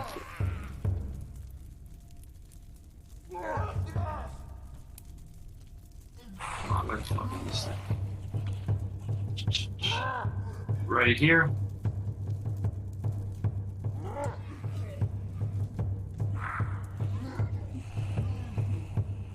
That was a lot of ones in that flame strike. Was that damage or was that a hit? No, that was a 17. It doesn't say if it hit him or not. Oh yeah, that's probably because you didn't have him targeted. I guess it untargeted him for some reason. Yeah, you might have untargeted him. So his armor class is 18. So you didn't. That doesn't hit. Okay, but it's still there, correct? It doesn't disappear. Yeah, correct. Okay. All right. And that is my turn. Okay. We are up to this fallen Inquisitor. Comes down over here. Looks at all of you, seeking a wrongdoer. And he sees a wrongdoer in all of you, given your evil alignment.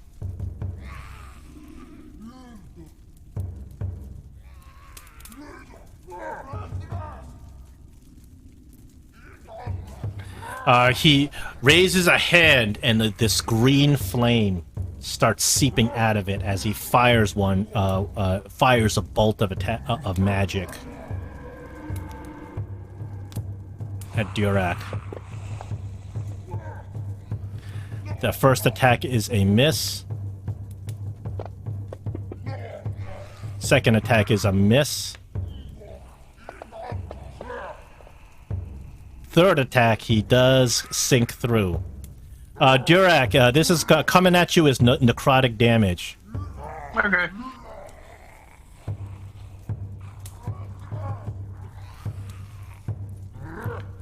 So, Durak, you get hit by this molt of dark energy that flies into your skull. You succeed on a save. Oh, you were concentrating on something. Oh, the enlarged person. But that isn't that down by now? Yeah, so is the haste. It's been around a minute. Yeah. So we got to remove those effects. So there's another save you have to, because once you get hit by one of these dark bolts, you do a wisdom saving throw. If you fail, there's some psychic damage coming your way. But you nat that save, and the Fallen Inquisitor moves out of your view against the wall, so you can't see him anymore. All right. Larry, you're up. Okie dokie. Apart from panicking, I'm gonna do something. Hey, John, can you remove the haste from me? I can't. It won't let me get over. I'll drop it. Yeah, because if somebody else applied it to you, then they have to take it off. But I can take him off too as a DM. Never mind, they got it. I got it. If I move away from the ghoul steed while it's grappled, do I still get a attack of opportunity? Technically yes, but while it's grappled, let me see. Grappling is not like restraining, so it's still able to act. It just can't move. Grapple movement is 0.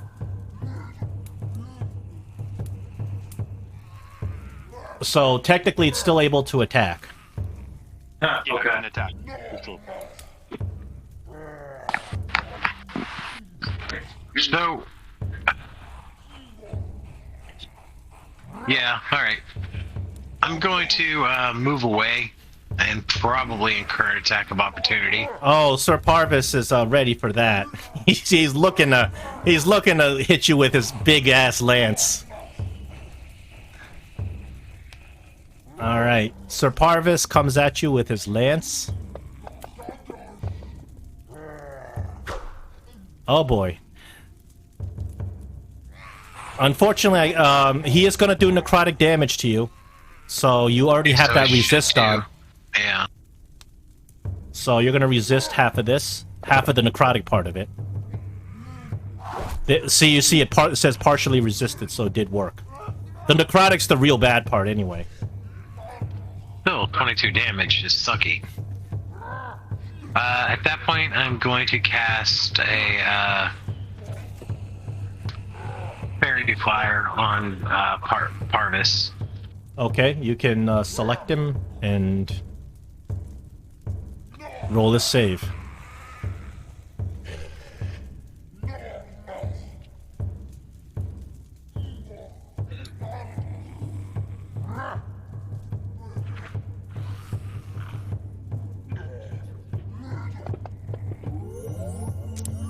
Sir Parvis succeeds on a save against your fairy fire. Alright.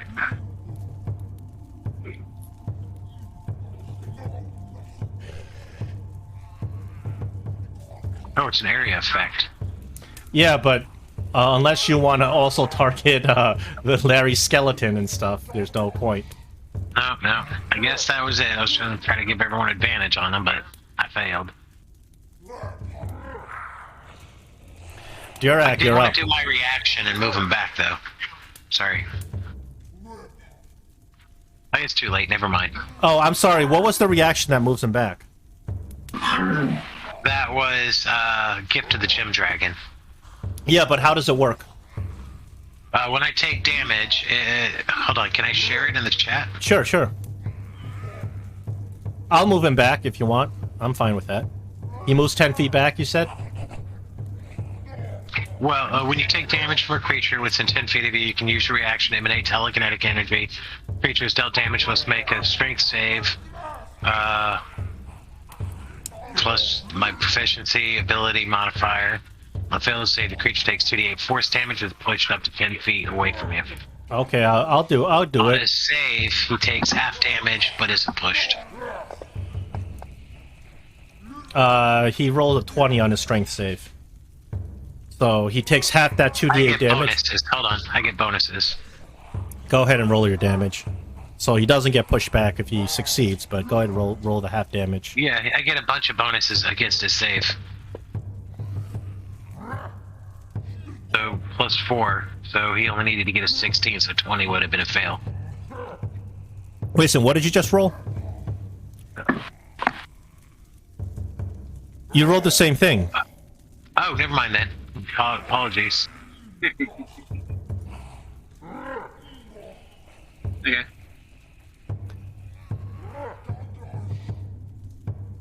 Did you scale that down to 5 point? Half that damage? I thought it would be from the save. Oh, but the last save that was rolled was a failure. That's fine. I'll adjust. No problem. Apologies. No problem. Sometimes this nitty gritty stuff sometimes gets a little. It's only 2 points of damage. This guy's got a million, so it's fine. Damn. Durak, Alright. How high is the cliff? 40. I start scaling the cliff. Do you have a special tier climb? Nah. Okay, so with one movement you can make it up half of your speed, which is somewhere in the range of like maybe 20 Yeah. something. So with one move you can make it half your speed. If you double move, you can make it all the way up the cliff. Then I'll double move. Okay, so you get up to the edge of the cliff and you see this fallen inquisitor just looking at you. Hey, how you doing, bud? Do you want to? Can you make my character back to normal size? Oh, yeah. I took the... Yeah. Click on your character and use your mouse wheel. You can increase. Yeah, you hold down control and that you adjust your own token size. I take that light off me too. The light was applied by that Still... That lasts for 60 minutes. Oh, okay. It's all right. It's not making you disadvantaged. It's not as strong as sunlight. I got you. Yeah, it lasts an hour anyhow. That's my turn then. The fallen Inquisitor looks around to see who is evil and who has done evil, and he recognizes all of you as evil. What? Technically, I'm neutral. But Durak, you're the closest to him, so he points to you and he screams out, "Submit to justice."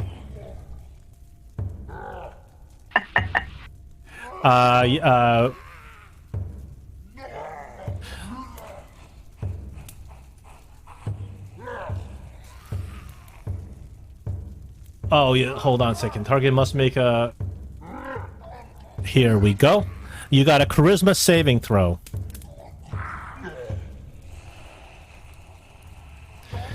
By failing the charisma saving throw, you are under the charmed effect. Only against this fallen Inquisitor, however. You can't attack this Inquisitor. Because, Oh, you get advantage against charmed? I'm trying to check. I think we get advantage on Charm, Paralyzed, and... If you do, I'll roll it again. Let me find it. I think it's due to Resilience. Yep, we get advantage against Illusions, Charmed, and Paralyzed. All right, you are a stubborn-headed dwarf. You're going to try to cast off this this effect. That's right. Oh yes, you with advantage. You do not fall under the effect of the fallen Inquisitor. But seeing that you're doing this, he backs up against the wall. You see, he puts both his hands against the wall, and you see he's chanting something. He's up to something. Okay. I mean, there's not much I can do right now anyway, so... Yep. Now we are on Larry's skeleton number 1. He is going to fire an arrow at Sir Travis.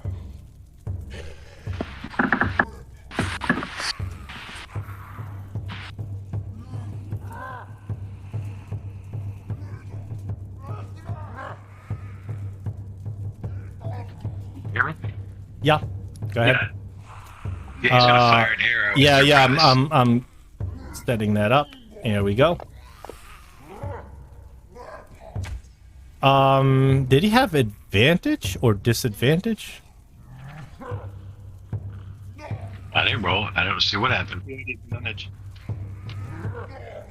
Yeah, he had advantage for some reason. What is Sir Travis dealing with that's giving him advantage? Let me see. Nothing. Why does this keep happening? People rolling with advantage. You know, I'll roll it one more time. Maybe you have the advantage button not pressed. I don't think I did. All right. Oh, for reals? I'm sorry. The last one was no good because he had advantage, and I don't know why.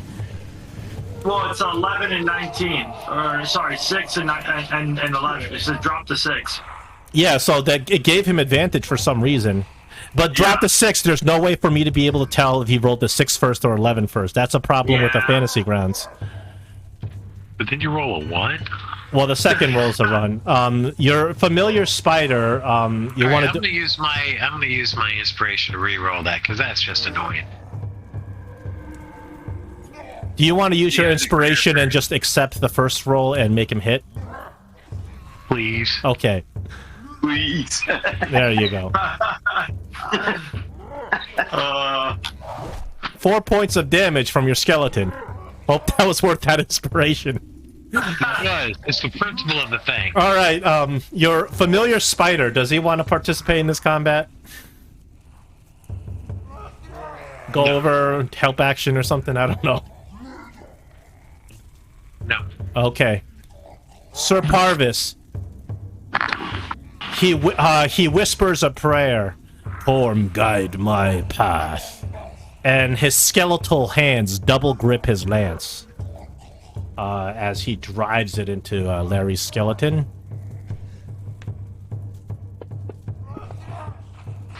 Oh my goodness, he crits Larry's skeleton.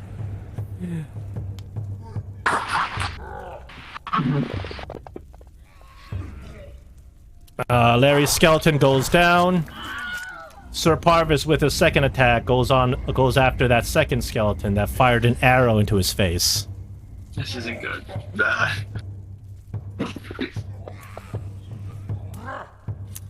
He does hit the second skeleton.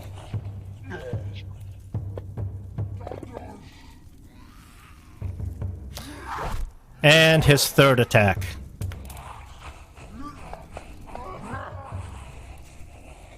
That's also a hit.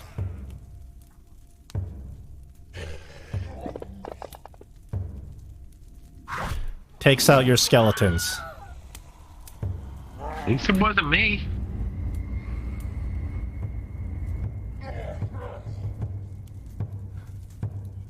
And he's gonna continue with his movement since he still has some movement. He's gonna go next to his ghoul. He wants his mount back. The ghoul steed is restrained. He's gonna buck his restraint. No, he has a 0 speed. Yes, so he's bucking, so he's trying to break his grapple. He's gonna strength check against your strength check. Ready? Yep. Okay. He rolls a 12. Not that good. Yes, you keep your grip. Oh, well, no, even though it doesn't make a difference, I don't think the strength contest is pure strength, not the athletics. Even though you're going to win anyway. Yeah, I don't have any bonus to it. That's my pure strength. Okay. Same thing. That's the Ghoul Steed's action for the turn. It's athletics or acrobatics, by the way. So it is skilled. What, for a strength contest to break grapple? They usually it's just pure strength because nope. Usually grapple, you got the choice between athletics or acrobatics. Are you sure about that? I played a grappler up to level 20 in 5th edition. Yeah. Yeah, it gives the player the choice to use acrobatics or athletics. Or strength if it doesn't have any of the other. Alright, Dag, it's your turn. Okay, buddy, I say to him in Undercommon, since you are grappled, your speed is 0, and I am flying, I can move you at half my speed. Sure, can you, can you pick him up? No. It's gonna want to pick me up. Huh? I mean, physically, I'm strength 19 with winged boots. And I have him grappled, so half speed sounds legit to me. Your strength is 19, so your pick well just the weight that you can pick up. If you're able to pick him up, that's fine. So you pick him up into the air? Yeah. You're trying to do like what the birds do with the turtles. they pick him up in the air and then drop him. No, I'm just trying to fly him. Okay. Go ahead. So are you going straight up? I thought we were both in the air when I grappled him.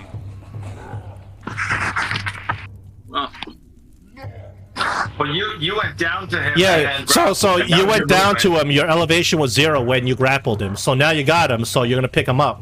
Are you going like straight up? Up? Yeah, I'm gonna go up 15 feet. Okay, so you and the Ghoul Steed are 15 feet in the air. Sir Pravis looks up with his hatred in his eyes, and then he screams out a command to the Inquisitor. Anything else on your? Well, that's only your movement. What else? What did he scream out? attack, I'm gonna throw my. He screams it out in a language you don't. He screams it out in a language you don't quite understand. It's this guttural ghoul yell. Not even an undead's kind of a undercommon speak. It appears it's some sort of language they've invented for themselves. Gotcha. Yeah, I'm gonna hit Sir Pravis with my returning hammer twice. Can you target him? Because I have that effect because it's doing the thing. Oh, sure. Let me get to that. I will put the target. Yeah, you got to do it through the combat tracker if you got some weird stuff going on. So I'll do this. There you go. Okay. I say, not today, Mr. Pravis. And it returns to my hand, and I throw it back at him again. The second volley hits for a massive, whopping 8 points of bludgeoning magical damage. And I smile at him as I flutter up in the air. Okay. Kargas is up. Kargas is gonna come right here next to Sir Pravis and attack him with the great axe. So wait, are you in the air then? With the steed? Yeah, he's in the air with the ghoul steed. So, would I have had an attack of opportunity when they moved out of the No, when something's moved against his will, you don't get opportunity attacks. Okay, thanks. Alright, roll the damage. So, because I did, my bonus action is going to be, I'm going to shackle Sir Parvis with fiery shackles. Wait. With strength save. Because I'm like, you're not going anywhere. He succeeds on that save. So, alright. That didn't work. Anyways, we'll put my other 2 attacks then. Yeah, he's been very successful on saves today. Yeah. Don't worry. We got it. He's a death knight. Dude, my ass has been kicked by him already. I mean, I'm like near death. Well, heal yourself. Come on, Drow. It's not my problem. And then that will be the end of my turn. Thaurik, you're up. Okay. I am going to take a potion of speed, which basically gives me haste without concentration for 1 minute. Okay. With that being said, I will untarget Pagros, whatever. Target myself. I'm just going to apply haste on me, but I'm just letting you know, because I don't know how I could actually take the potion, if there's a way to do that, because it's only in my inventory. The easiest way is just get the haste spell and put the effect on yourself. Alright, just letting you know, because if it says concentrate. But yeah, with that being said, that's an action, but once the haste spell pops, I should be able to you get the attack at the, you get an extra attack with the haste spell. Okay. So then I'm going to move up to him right here. I'm going to whack him with my mighty warhammer. That's a hit.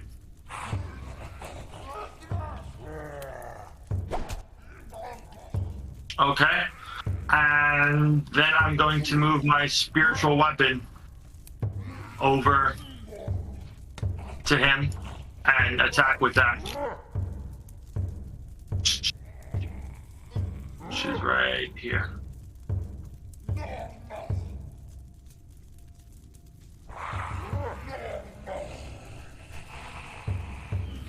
And that's my turn. Okay. The Fallen Inquisitor. He's up. Hearing his the command of his leader, he looks at you with grabbing the ghoul steed and bringing him up. So he's gonna fire his all of his little magic bolts at Daga. Let me make it easier. I'll just do a target. If it matters, technically I'm neutral. What do you mean? My alignment.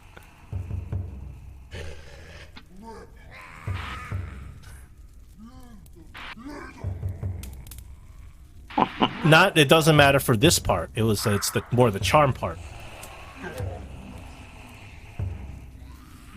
But he's obeying Parvis's command. First attack misses. Second attack misses. Third attack misses.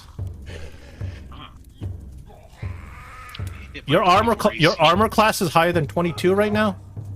It's 24. I see. He once again retreats to the wall. Larry. Larry does stuff.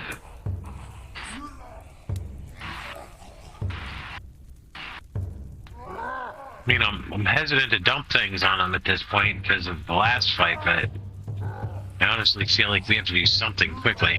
No, yeah, we gotta kill him.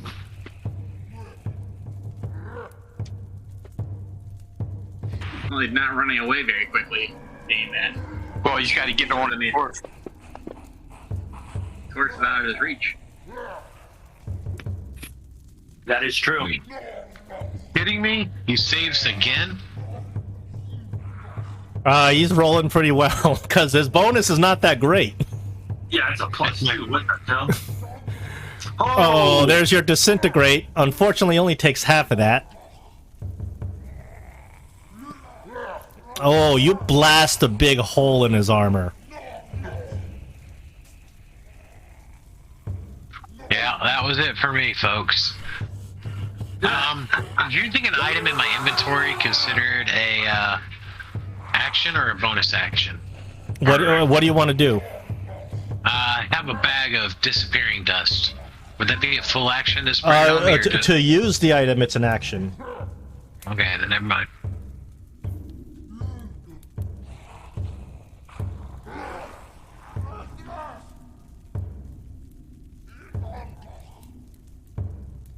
And that's it for me.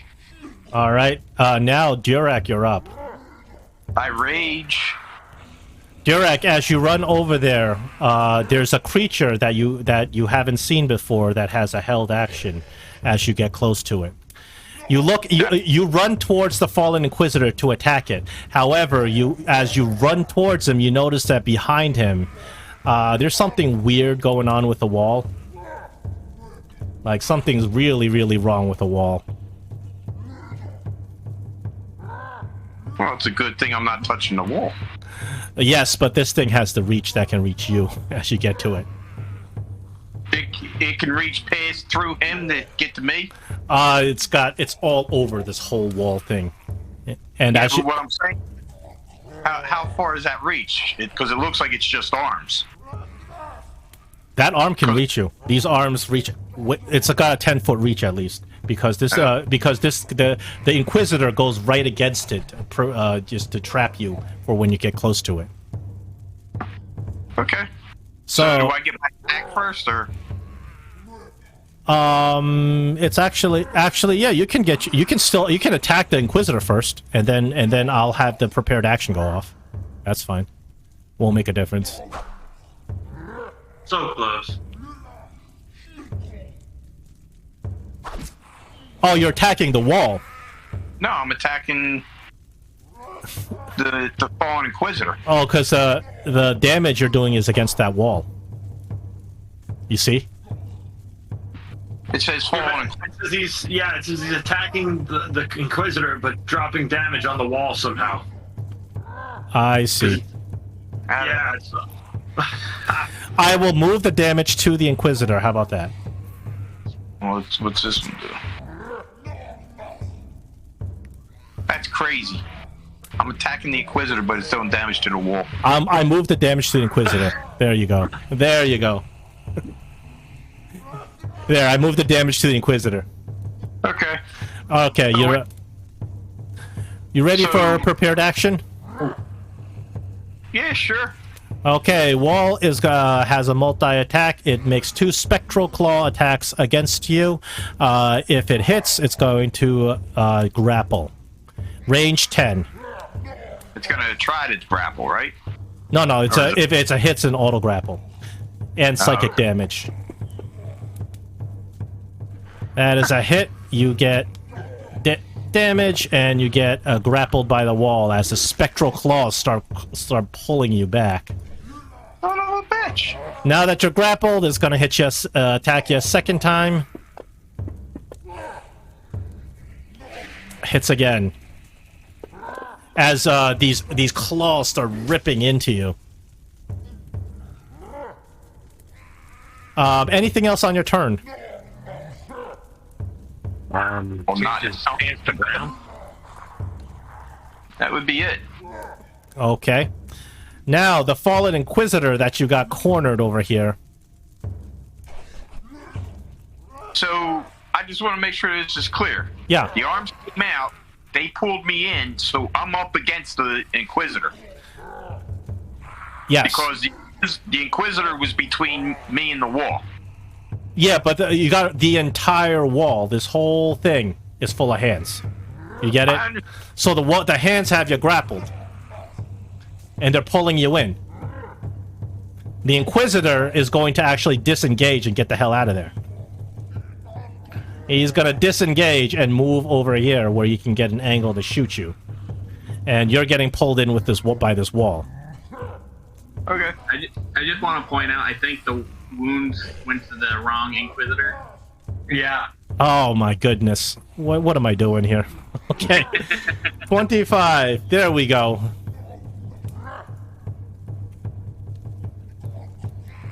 He ran away. Did he react? Alright, now we go over to Sir Parvis. Sir Parvis has taken way too much damage. He says goodbye, old friend, to that ghoul steed. Goodbye, old friend. And he disengages and retreats. He goes behind the illusory wall. He puts up his hand, and the wall reforms. This fucking guy here.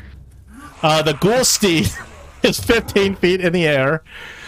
He's gonna keep trying to struggle out of your grapple. Okay? He's gonna get his strength. He rolls a 13.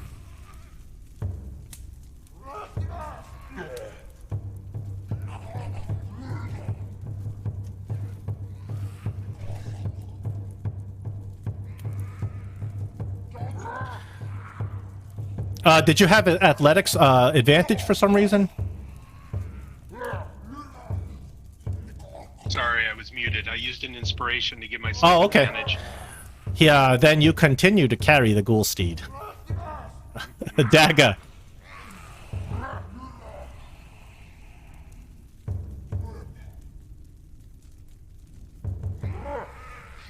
Onward, my friend. And I move him 15 more feet. Are you dashing also? Because that would get you 30 feet. Nope, because I want to throw my hammer at that fallen Inquisitor. Okay. So I move 15 feet towards the Inquisitor. Sure, I'll move the ghoul steed with you. Go wherever you need to.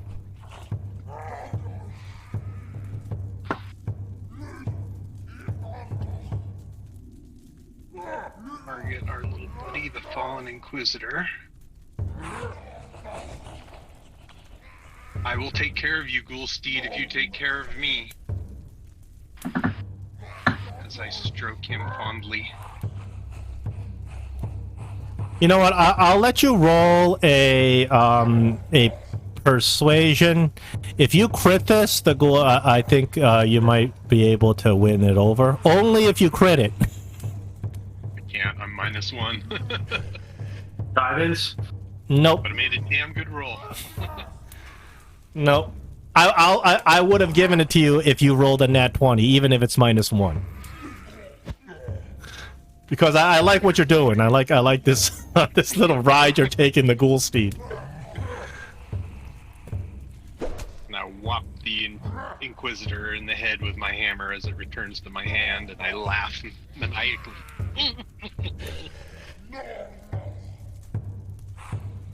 Maniacal laughter. Well, it's a gnome. How maniacal can a gnome laugh, right? Cargus, you're up. Cargus, go after him. I am gonna go after him. Hopefully. You run through the wall. Nothing. Nothing. Sir Parvix, full of tricks. Nothing, or Well, it's the same. No! It's the same, you know, darkness spell as before. Yeah, but he probably doesn't have the speed to get into the darkness yet.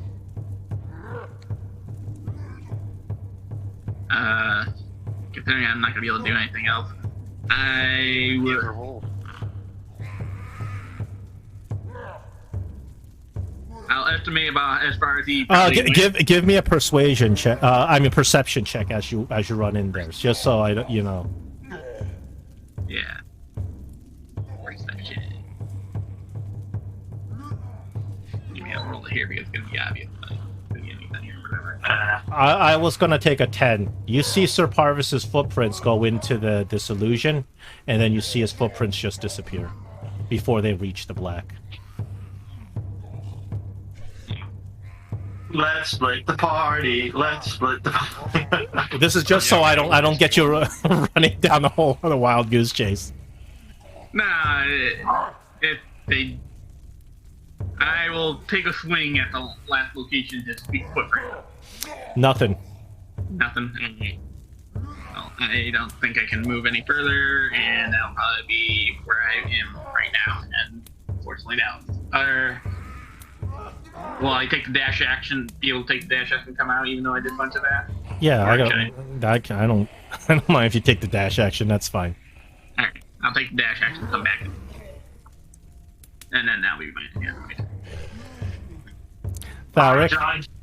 John, so I have double movement speed. So honest question here: if I was to chase him, and even if I'd be doing it by myself right now, would I be able to catch up to him possibly? I don't know. You want to try it and find out? I definitely do. Okay, so with double move, what's your speed? Like 60, 70? Okay, Yeah. with 60 feet, you run over there. You can run into the darkness where the hole is. Okay. So Well, you he want? said he didn't go down the hole. Remember? Yeah, I'll he go did. back and say he, They said that- that the footprints ended in front of the darkness. wait, what? The footprints end and they don't go into the darkness. Oh, they don't go into the Yeah. darkness. But I was I gonna thought let they you ended- waste your turn anyway. Are you serious? I completely heard that they ended in front of the darkness. No, meaning, no, no. like- They go the minute they go across the illusion, they just disappear. Oh. So Okay. you realize that Parvis has some sort of teleportation type ability. Meanwhile, his brother's getting raped on top of the cliff.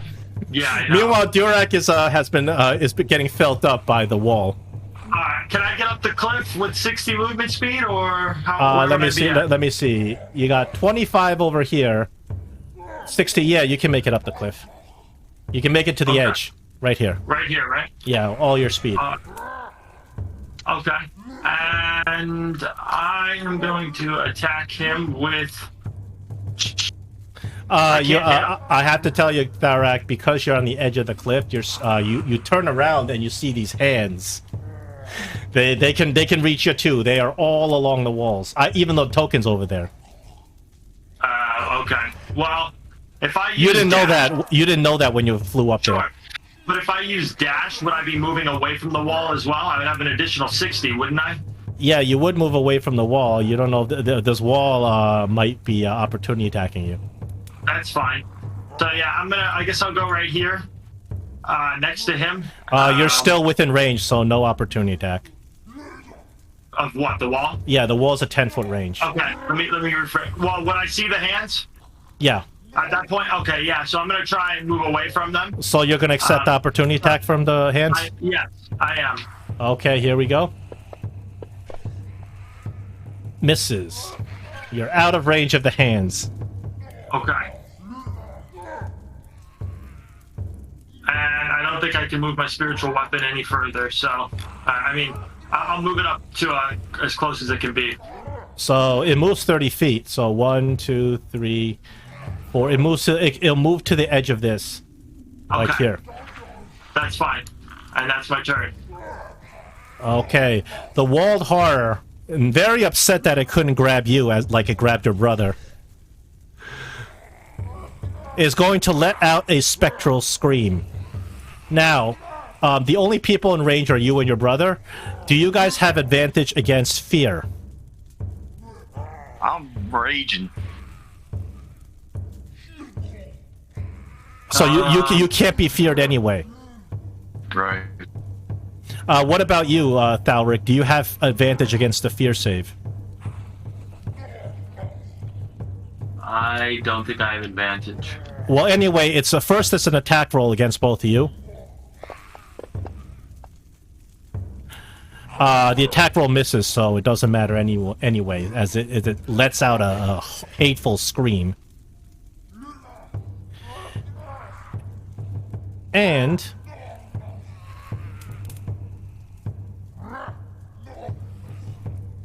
it's going to. It's got one attack, and if it succeeds on its attack against you, Durak, which you are already restrained, then it's going to entomb you. But it's got to succeed on its attack first.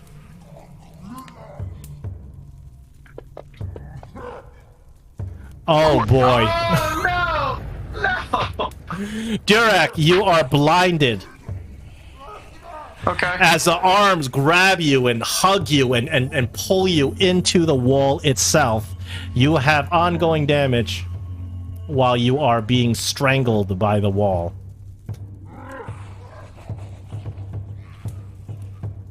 The Fallen Inquisitor on this side, seeing the action over there, he comes to the edge. The Fallen Inquisitor whispers something. Using his action, he whispers and some magical incantation, and you see him begin to levitate. But that's all he can do this turn. He flies out into the middle. Larry, Durak is trapped. Durak is trapped. Oh, he's trapped in a bad way. On top of the hill. You can't see that yet. I can't get to the top of the hill fast enough, but I do see the Inquisitor floating up there. Yeah. And I want to use my Drow magic to center darkness and attach it to him. Okay. I want to cast darkness on his weapon. On his weapon, I will just put like a 20-foot darkness right here. So it moves with him. You know, if you put it on his weapon, he can just drop his weapon. He could, but he wouldn't know it's attached to his weapon. That's true. But you also don't know if he's got, you know, some special senses. If he does, but that's what I'm going to do for now. Okay. All right. It's the best I can do. I'm running out of things to do here. If he drops it, wouldn't that be his attunement? Don't you have a second, like, disintegrate? Oh, that was like, you only have one disintegrate. It's a one-shot. Durak, in the beginning of your turn, 2d8 psychic damage. Why is it not rolling? And I'm going to start my way up the hill. There we go. So I'm making my way up the hill as Durak, well. you are restrained and grappled, restrained, blinded. Now, if you want to break this restraint, it is strength. Athletic. Yes. Oh, 27 breaks you out. But you are still blinded. That's all right. I'll move 10 feet forward from where they were grappling me. I go forward away from the arms. Okay, so you end up like over 10 feet forward over here. You bump into Thalric. That's okay. The blindness lasts until the end of your next turn. Okay. Anything else that you want to do on your turn? Well, not much you can do. You can't see anything. Nope. Can't do nothing. Fallen Inquisitor number 2. Oh, he does not like being in melee range.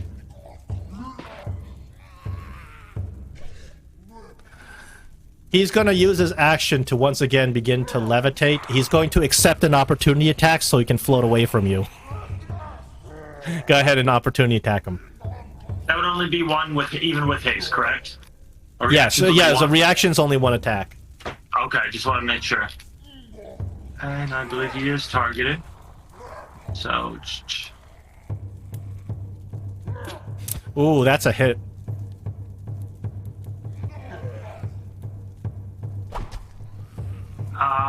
If that is necrotic, yeah, actually that's a weapon, so disregard that. But, is it possible for me, question here, I have a Channel Divinity option where if I hit a creature with a melee attack, I can use Channel Divinity to deal extra damage. Well, that should apply then, because Channel, it doesn't matter what kind of attack it's a melee attack is. That's what you did. So if you want to do your Channel Divinity, go ahead. Okay, so that... If he's not at a concentration spell... Oh, what? yeah. No. If he's levitate, that's a No, concentration. his floatiness is not a spell. Oh, okay. It's part of what he is.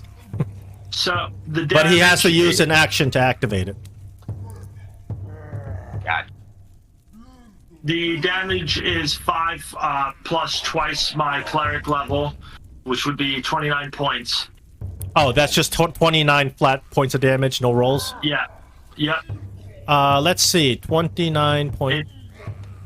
Because that's 5 plus 12. Okay, let me do some math here. Okay. Times 2.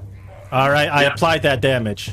That's a lot of Okay. damage. He floats away as you you blast him with whatever Channel Yeah, Divinity power you used. Oh, he's fucking hurt. Okay, these walls can't do anything if you're not close to them. They just grasp maniacally. And... What the fuck are you doing? oh, this ghoul steed. Poor ghoul steed. Can't do anything but try to break out of your grip. And even if he breaks out, he's gonna take a hard thump on the ground. That's a 12 on it. Advantage. And oppose it. I forgot to click the advantage. Well, just roll it again then. Yeah, just roll it again. Okay.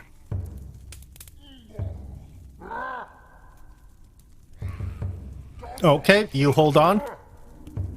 Yep. And now it's your turn. Now, because that Fallen Inquisitor had no concept of battlefield maneuvering, and he lined up with the other Inquisitor, I'm going to launch a lightning bolt at both of them. Oh, sure. They don't know that you can cast Lightning Bolt. Holy shit. You also don't know where exactly the one in the dark is. Oh, true. Well, I guess it's going to hit them both, because I'm lucky. Okay, target mode. I think that one should add him.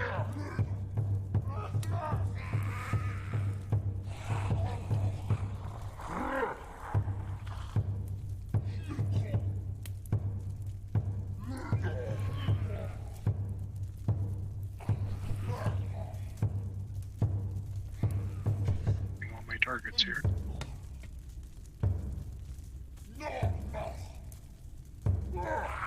There we go.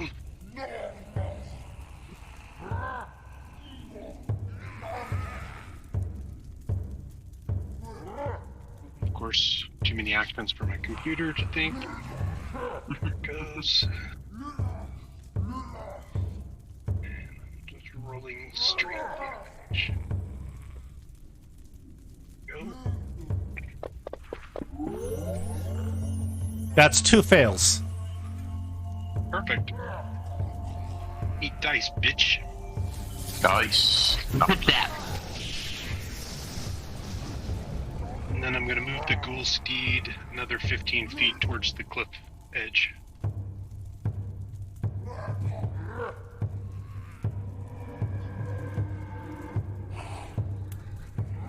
Throw the gold steed into those hands. He's my buddy. So I name him Fred. okay. Cargus, it's your turn. Everything's up in the air right now. Yeah, and I heard screeching up there to the right, and I'm like, I don't want to deal with that. I guess I'll just come over here and throw a javelin at the Inquisitor that is floating above me.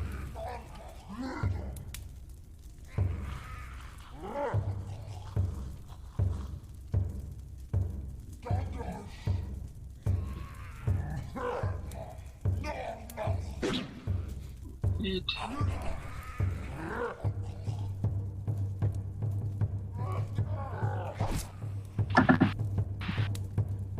And then maybe I'll throw an axe at you.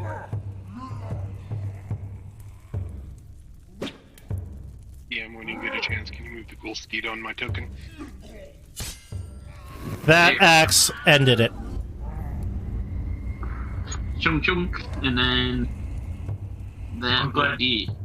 Hopefully those things fall back down, and I will make my way to go. A dark, tattered cloak just drifts to the ground as you destroy this thing. With my javelin in my hand, sticking out, and then that'll be it. Tharak, it's your turn. Are we keeping this gold steed, or we're probably trying to kill it? Correct. I don't know, you guys. I'm asking Dagger this. I don't know what you're doing with this thing. You stole Parvis's mount. Now he can't do his special attack. He's really mad. Kill it. If I attack the ghoul steed, I'm gonna attack him. Correct, John? What? If I attack the ghoul steed, I'm gonna. It depends on what kind of attack you're using. If you're doing it. Yeah. If you're doing a flame strike, yeah, you're gonna hit them both. But if you. I was gonna say something like a guiding bolt, perhaps. No, that's fine. A guiding bolt can target only the steed. Okay. Hey, brother, it'd be nice if you could heal me. Where are you at? You turn around and you see Durak, and there's this black ichor all over his eyes. Well, yeah, you'll be fine till next turn. But I have what is it? I have a healing potion you can grab off me if you want. You can't. He can't see. No, I'm not really a freaking health cleric, but I can revive you if you die. Anyways, I'm gonna attack. I'm gonna attack the ghoul steed. That's a hit. I guess I should have said I'm casting it before the hit, correct? Yeah, you do have to announce what level you're. I was only gonna do a second, but I can still do it first.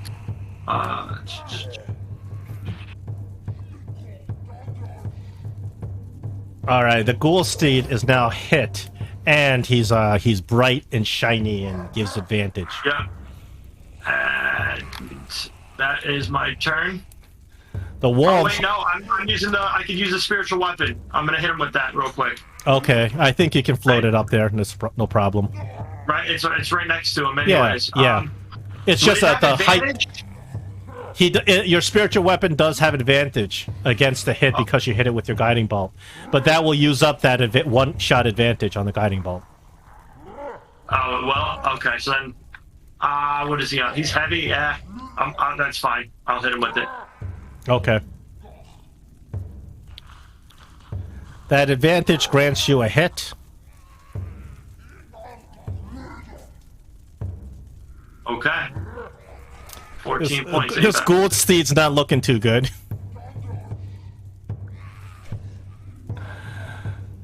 Alright, the walled horror just struggles in agony because it can't get you.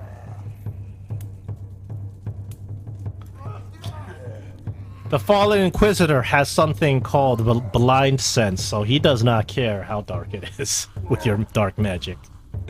He's got his 3 bolts that he's going to distribute among you guys. First, he's going to take advantage of hitting Durak because he sees that Durak is still blinded from the wall. So he's going to synergize with that wall ichor. for advantage. He misses despite his advantage. Yeah, that's good. That means I maintain age. His second bolt is going to do what his master told him to do, which is attack a dagger.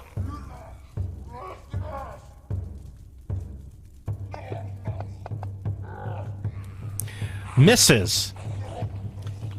And he searches around, and that third bolt, I think he's going to fire at Thalric. He has missed just about... Oh, well, he finally hits. Well, wait. 20, 21, 22. Yeah, that would be a hit. 23 would hit. Just hit. Damn. Do you have something to modify that roll, like bards do? I don't know what that would be. Yeah, I was going to say I had 20, and then I had +2 from the haste, so that's all. First is necrotic damage.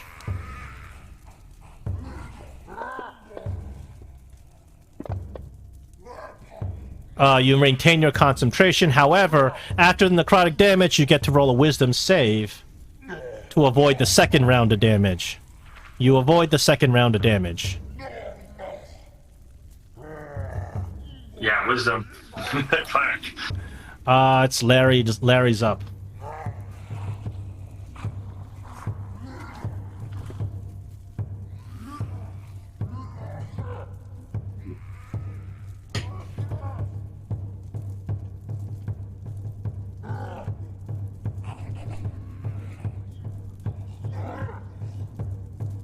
Larry?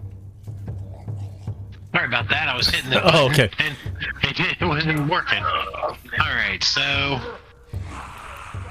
Let's see. I'm going to finish making my way up the wall here. So, that's the first thing. I'm going to delay an action, casting Toll of the Dead to if the Fallen Inquisitor attacks. Okay. If the Inquisitor attacks. Thanks for carrying out the next sentence. Okay. Durak, in the beginning of your turn, you continue to get this psychic damage from the ichor around your eyes and face. At the end of your turn, your blindness will end. But you do have to go through your turn blind.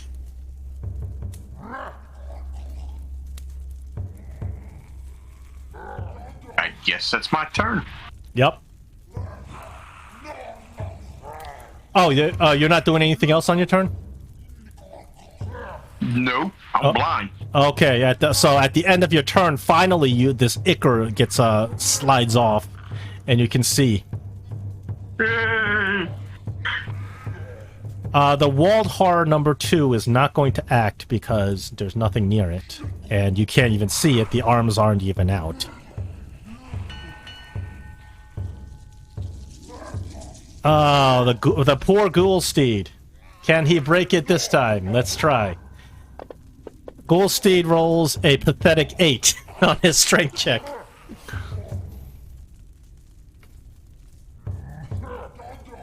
I'm gonna roll straight, hope for the best. Stay with me, Fred. You'd have to roll real bad to be worse than 8. Thanks for the jinx. Hey! No, you're fine. You got him.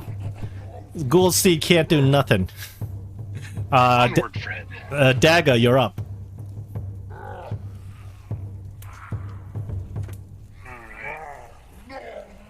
Who looks the bloodiest of the group on the shore? Durak, help him. He's doing fine, Larry.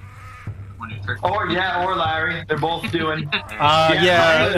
Probably Larry. Larry's doing much worse than Durak. Durak's a barbarian, been resisting all this damage with a big pool of hit points.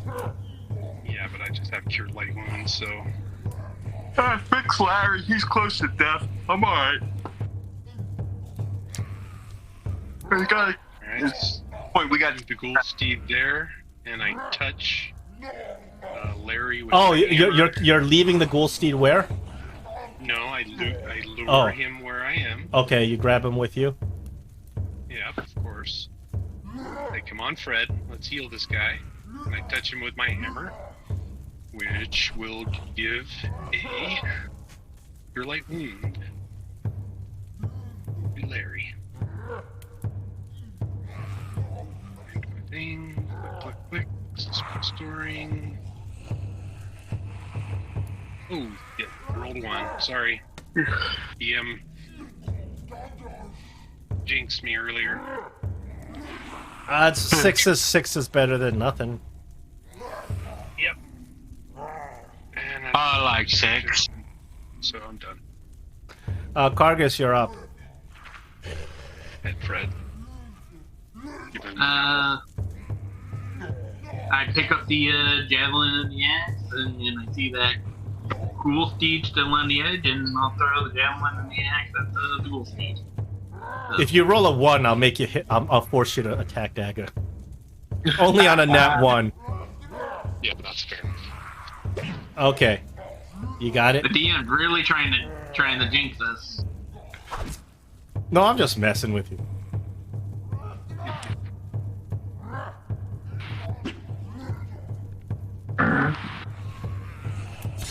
You kill the ghoul steed right in Dagger's hands. And then I'll yell out to Dagger, "Can you drop me my axe and javelin?" You killed Fred. And then that will end my turn. All right, Thalric.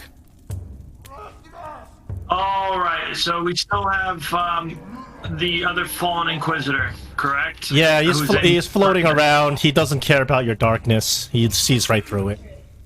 But I can't see him, correct? Nope. Correct. Shoot the wall. What? No, the wall's... As a matter of fact, I probably should have given him advantage on his attacks because they're coming out of a place you can't see. But I didn't do that. No, you're saying I made the situation worse. Yeah, you did. Well, it's concentration. I can kill it at will, so... Yeah, you can kill you the didn't do darkness. that. You can kill the darkness at any time. Well, if he's still moving around, I'll just remove the darkness now. Okay, the darkness goes down. So now you can see him again. Okay, I can see him. Then I'm gonna do a... What level is that? 4th level guiding bolt on him. And I don't know the distance, but I'm gonna move up right here and do that. It should be fine. Guiding bolt's got a long range. Yep, you got him. Okay, so if that is guiding bolt, I just want to make sure. So it's at 46, right? Get radiant. So when you cast a spell using a 2nd level or higher, 1d6 for each slot. So then I would just add 2 more d6 or 3 more d6. The easiest way you can do it is drag the damage out of the character sheet, and then while holding the left button down, click the right button to just add dice. That's an easy way to do it when you upcast. Yeah, I'm just trying to add it in the... There we go. I added 3. Okay. Yeah. Doing the damage. Ouch. 18. And he's lit up. And lit up. Now, is that advantage only for me, or is it for anyone? It's for whichever is the next attack against it, like a attack roll, not a saving throw, but like an attack roll against it. Okay, because it says the next attack roll, yeah. Yeah, okay. Any okay, attack cool. roll, whether it's a ranged, melee, or magic attack roll. Sure thing. All right. That's my turn. And I guess I'll move the spiritual weapon up as close as possible.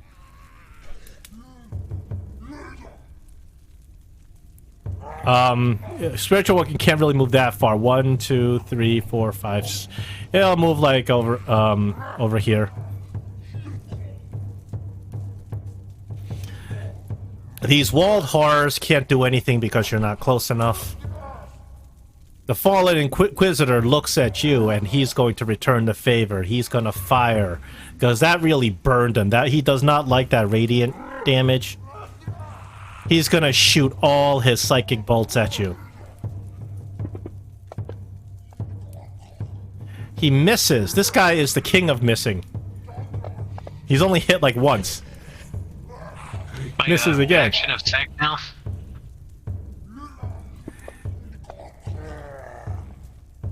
This guy is big missing. Okay. I'm looking at him, taunting him, saying, "You suck." Under comment for deep. Wait, I should get my delayed reaction on him too. Oh, I'm sorry. I forgot. Yeah, just you should. Thank you for reminding me. Go ahead and do your attack on him.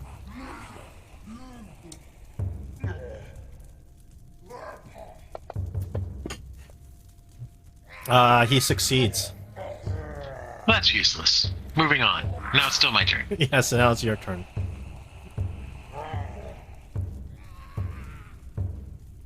I want to pull up from my pack the Wand of Magic Missiles and cast that.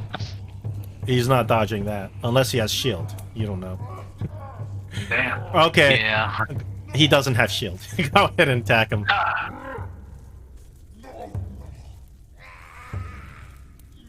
Sorry, I'm trying to figure out how to do this.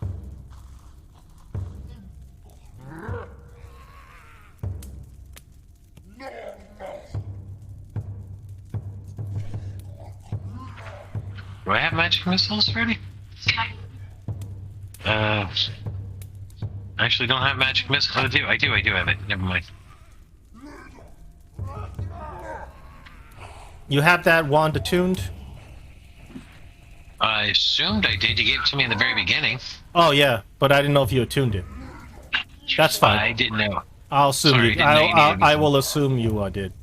Oh, actually, it does not need to be attuned. Never mind.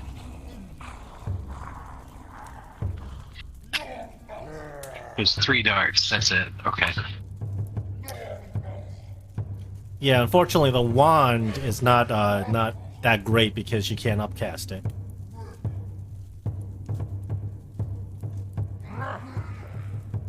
Can't you expend multiple charges?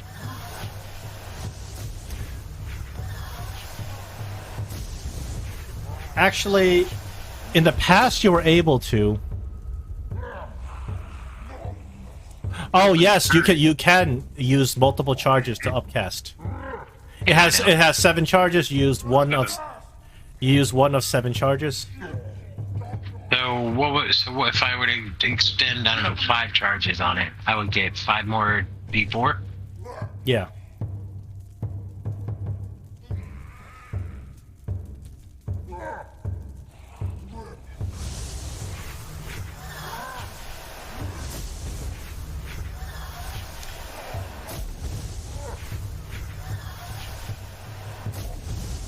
Oh my god. Well, alright then. Apparently he doesn't care about all that. All right. So, have you used all of your charges, or you have like 1 charge left? Should have 1 charge left, and then I put it back in my pack. Yeah. I don't want the break. I like that little one. It'll get new charges tomorrow. Dirac, now you're at full strength. I climbed down. Okay.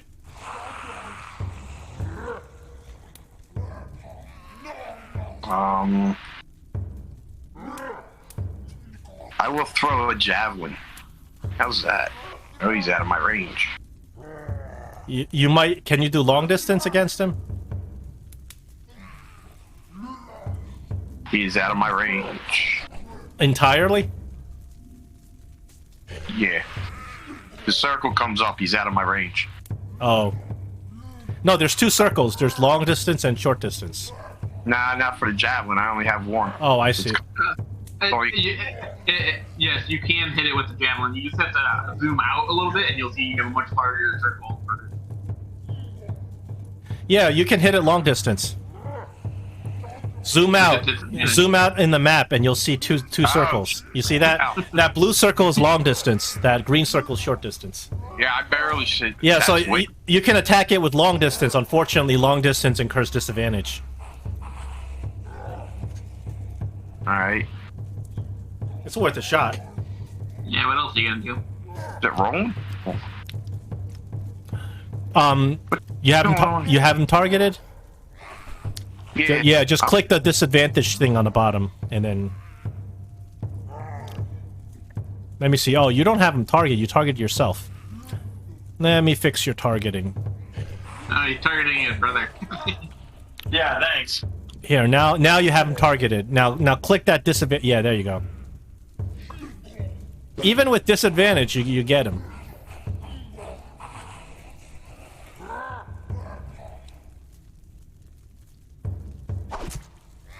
Nice. And that'll be my turn. You have multiple. You can throw more javelins, can't you? I guess. Well, it's up to you. I'm not gonna. I want to take your Well, turn. Yeah, I'm just saying. I don't want you to waste a. Oh, unfortunately, that Alright. one's no good.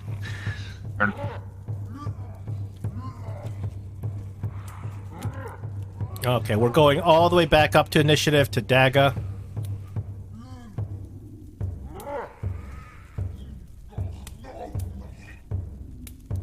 I cast Revivify on this guy.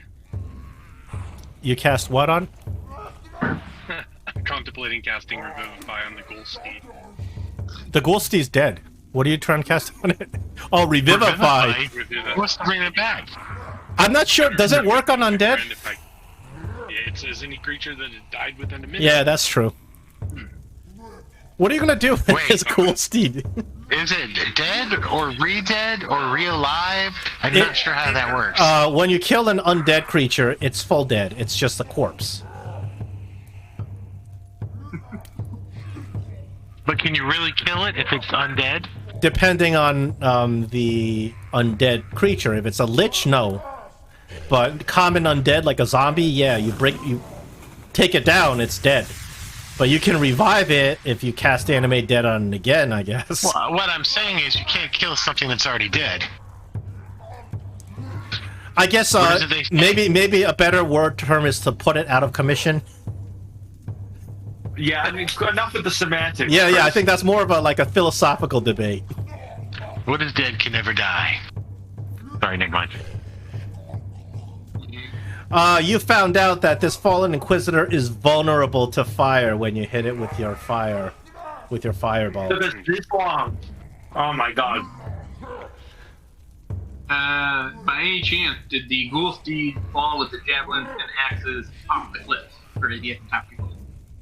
No, he's over the ledge because I had to heal Larry. Yeah, you can have your javelin from before. I just want to know if I know, because it's a +2 javelin. It's worth a lot of money. I mean, I would climb up and get it eventually, but I just want to know if I can pick them up and Yeah. start using them now. Alright. I grab it, move a little closer, and throw it at the fallen Inquisitor.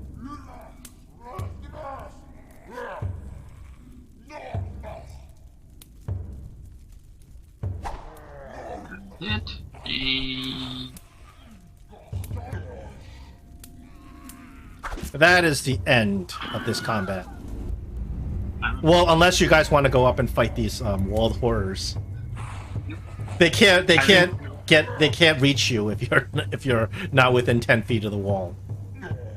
I gotta take a bio break. Yeah, I think now's a good time for a bio break. I'm good. What time you play on till tonight? Generally we play till 10. At 10, if we're still not there, then I'll I'll ask if you want to go a little bit further to finish it up. You're pretty much at the end of this adventure. Gotcha. Except, utterly well, useless today. I mean, it's hard for me to well, you're at the end of the adventure, but you know, sort of this adventure bleeds into the next adventure, and there's something else in this adventure that's fine. When we hit 10, we'll ask what we want to do. Okay. All right, so I guess we're back now. Back. And we're ready to go. You cast a ritual, correct? Commune with your Correct. Yep. plane. What was the last time a tarantula shows up? Yeah, something like that. Yeah. Your god is represented by this big tarantula, and you cast your ritual again. Tarantula shows up, and you ask the tarantula whether or not Sir Parvis is leaving the plane, and the tarantula says yes.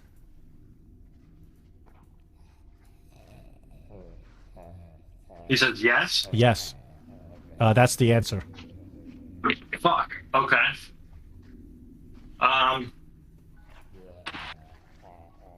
Is he on this plane right now? When you ask again, the tarantula says yes. I'm sorry, you broke up. He said yes? You ask if he's on the prime material plane that you guys are on, and the tarantula says yes. Okay. And I'll ask if can he plane shift again if we encounter him? Can he plane shift again and escape? The tarantula says yes. Okay. Those are your three questions. Yep. All yeses. Okay.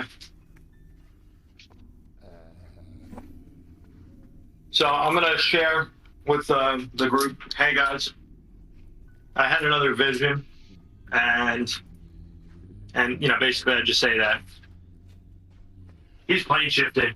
I know for a fact.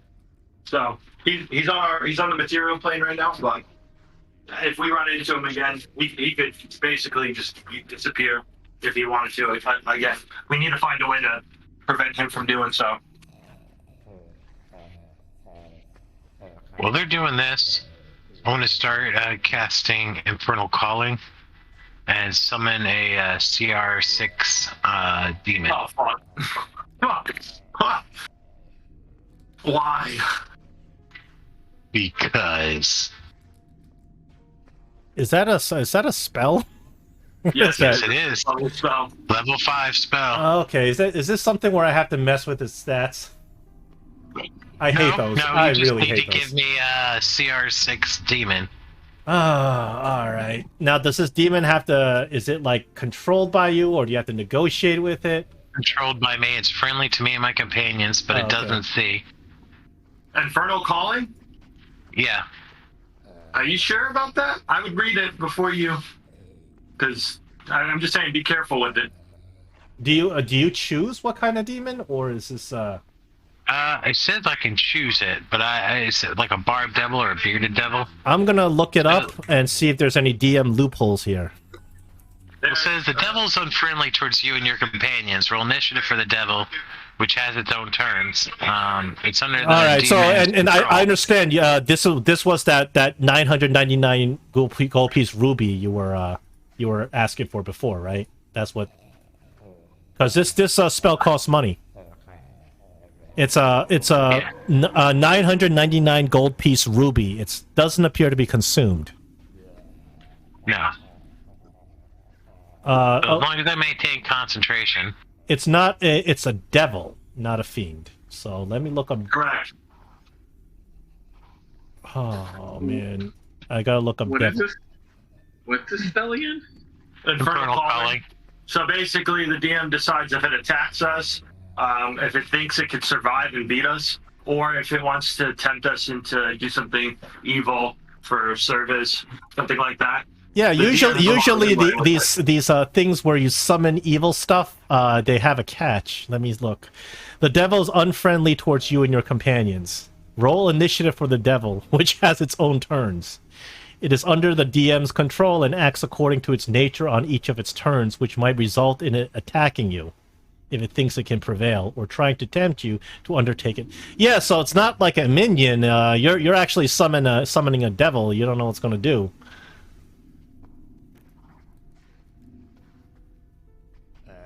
Okay, so you can issue it a command, and it chooses whether or not to obey your command if the likely outcome is in accordance with its desires, especially if the result would draw you towards evil. Otherwise, you must make a charisma check, control, or insight check if you say the devil's true name. You don't know any devil's true names right now, I'm sorry. Maybe you can find one at some point. Well, it says you do it with advantage if you know its name. Yeah. Otherwise... If you fail, the devil becomes immune. So I'll give you a couple options. We got a crystalline devil, a salt devil. We have spawn of aquarium. I don't know what the hell that is. You got a. This is not a devil. You got a white abashi, which is a devil. it has to be a challenge rating 6 or lower, right? So there's a lot. You gotta tell me what you want to summon. Give me a devil name, cause I got too many. Yeah, I'm looking for like a Diablo type demon kind of thing. Diablo type demon. Well, Yeah, that sounds pretty high. Something that can track. What do y'all think? Something that can track. And can track between planes. Well, technically, I don't know if they can jump between planes. What you said? Salt crystalline, right? Salt devil 5e. There's an ice devil, possibly. What is an ice devil? You guys may not even know what the hell you're summoning. But this is fun. This is fun.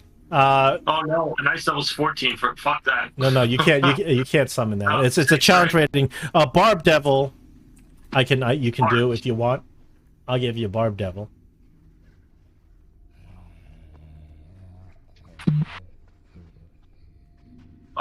Teleport doesn't mean through. It's just someplace where you can see, correct? Yeah, it's gonna appear in front of you guys. No. I'm saying a teleport's not plane shift. Okay, you got bearded devil, bone devil. Oh no, you can't do bone devil. It's too high. You got short devil. You got. Oh no, gilded devil. I love that one, but unfortunately, that one's challenge rating is too high. There's something called an ink devil. It's a challenge rating 2. There's a lunar devil. Oh no, that's challenge rating 8. Horn devil. No, that's too high. Devil? That's too high. That's yeah. Yeah, it's too high. That's badass. That's Yeah, but it's a challenge rating is too high. yeah. You're looking for a devil. You said that can track. I'm not sure.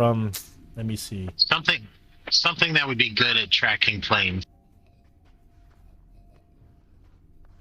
Like an Abishi or something. A what?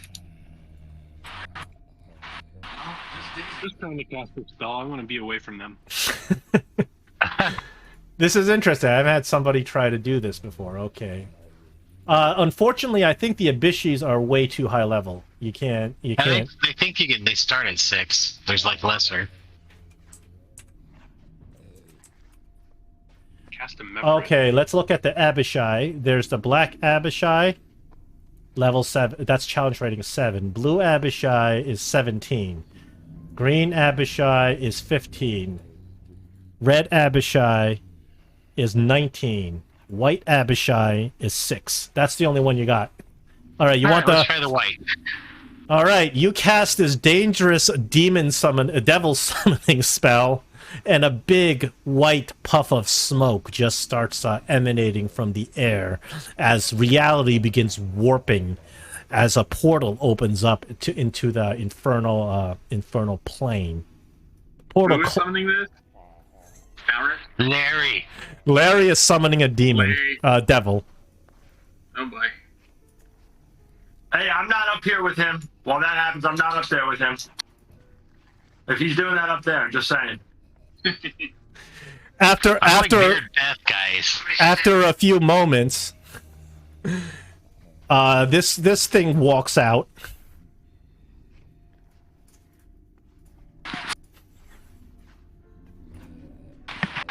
Looks friendly. Absolutely. This thing walks out and just stands before you. You called. And I want to explain to him that we're tracking Sir Parzival, a holy ghost of her. Right, her? Torm.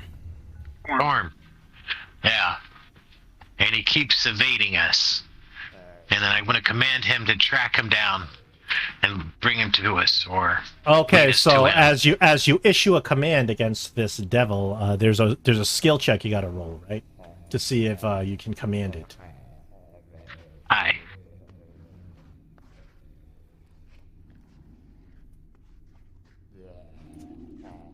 Charisma? Let me see. I haven't seen the spell cast much at all. Yeah. So Is he doing a skill check? yes, Yeah. So I can add guidance? you can. Sure, why not? Yeah, I think he needs it. We're gonna need some help here. Okay. How are you asking this devil to do so? You're just saying, "Go do it. I am your master," kind of way.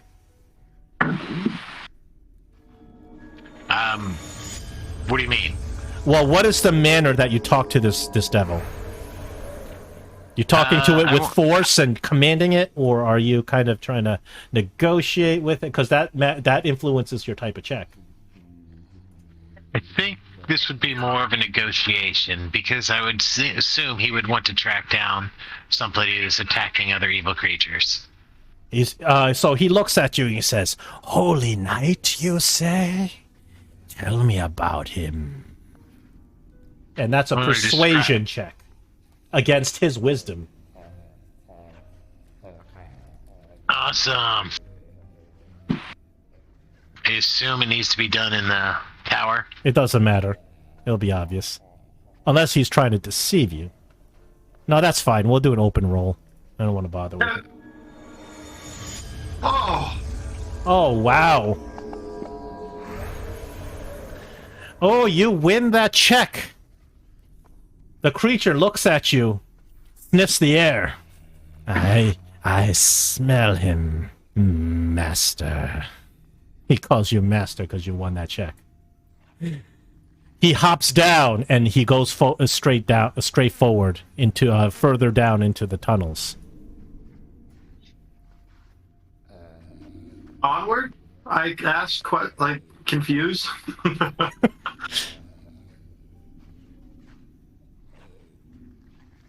Wait, so he left us? What? No, He's leading you. Leading us. That's what I want to do. I want to make sure we're following him. It's going to continue following your commands until you dismiss him, or if you give him a second command, then he gets to roll a second check. And if he succeeds in the check, then he has his free will. Okay. So we can either. Are you guys willing to follow him now? I mean, from what you're seeing, it looks like the spell's working for now. I'm gonna be sticking near Larry because he just cast the spell, and if things go south, we'll see what happens. Absolutely. So he bolts down the corridor, the narrow corridor, and you guys follow behind, and the creature's moving really, really fast. And the creature moves another 300 or 400 feet down the corridor. And then he stops, and you can see it sniffing the air. And I'm moving all the tokens to the right.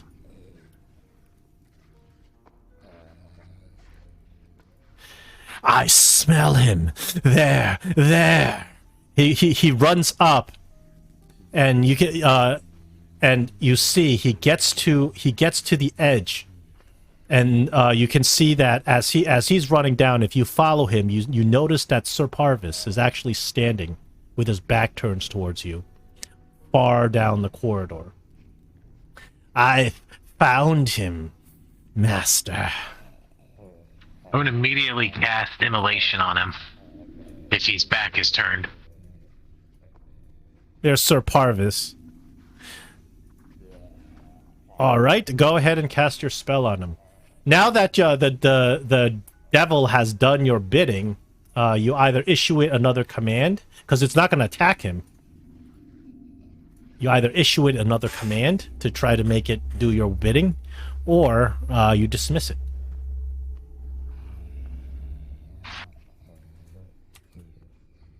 And I want to issue a command to attack my enemies. And I'm casting guidance. One sec. I want to cast, first I'm going to cast Immolate on Travis. Wait, can we get a surprise round on Provis or no? Is it just one hit? Pravis knows you're there. Okay. He's actually doing this just for show. He knows you're there. You're not surprising him. He's standing there on purpose just like that. Do you see him? No, I don't see him on the screen.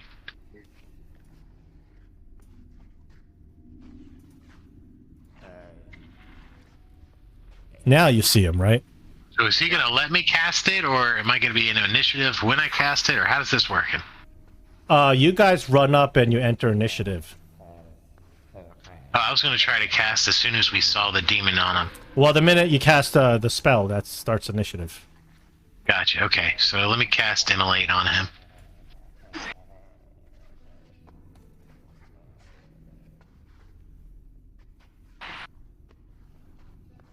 Nice, Durak.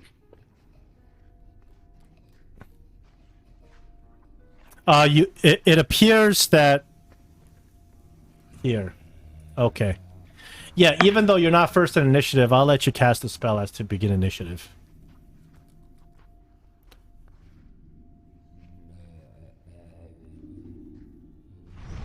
And that should continue indefinitely until he passes his saving throw.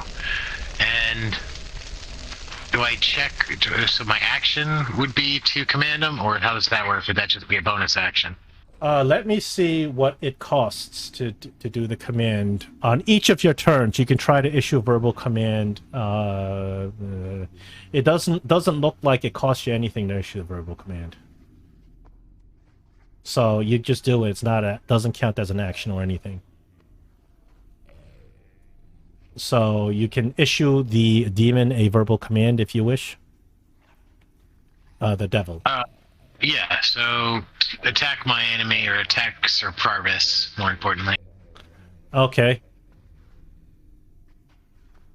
And I've got guidance on me? Yes. Hold That's on. not good. The devil has to roll. Wisdom. Yes, against that. That's not good, y'all.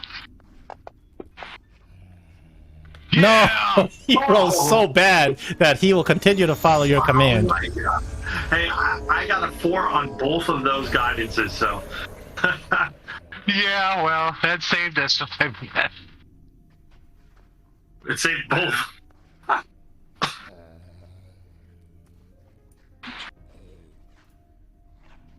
I feel like we're living on the wild, dangerous side here with a demon.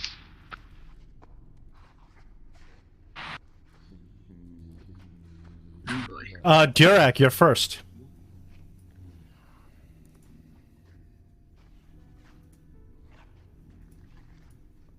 Rage.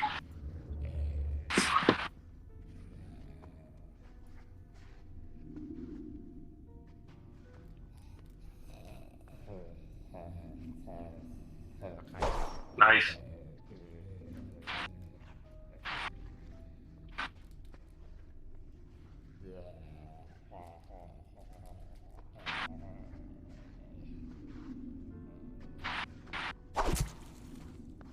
Oh, that sucked. Pretty big chunk of damage.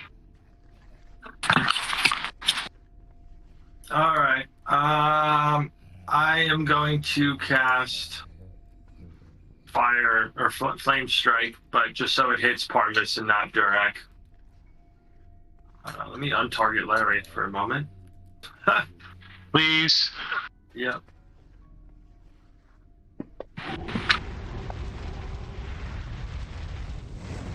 Can I re-roll with inspiration?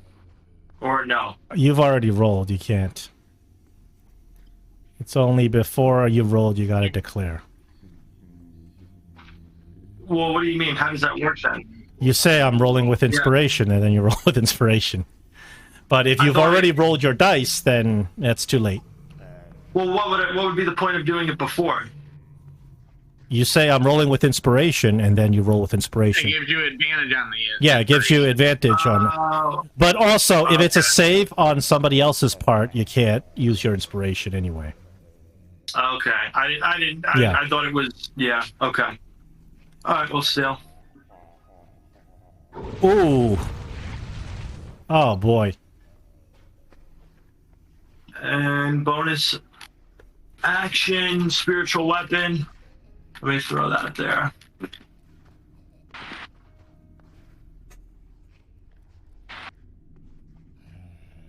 And why are you not targeted? There you are.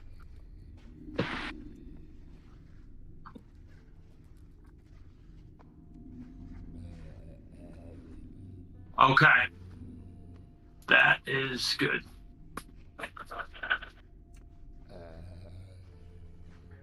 Targus not really enjoying how Parvis was just standing there waiting for us. Why not? He's just being dramatic. Is just going to be he's gonna hold his attack action and just what are you holding it for? I'm gonna hold it for if another creature comes within striking distance of me. So you know that he could teleport again, and you don't. And even though he's heavy, you don't want to hit him because technically he could plane shift again, according to what the spider told me. And it's between you and Daga to knock that heavy to 0 or full hit points. All right. Well, I'm just throwing that out there. yeah. Well, all right. Well, fine. I'll move up to here and throw a javelin at him because I can't reach him anyway. So.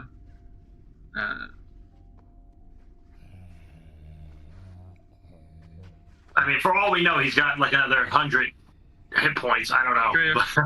He looks pretty badly beat up. Oh Okay. boy! Oh my God! Did you just crit Sir Parvis?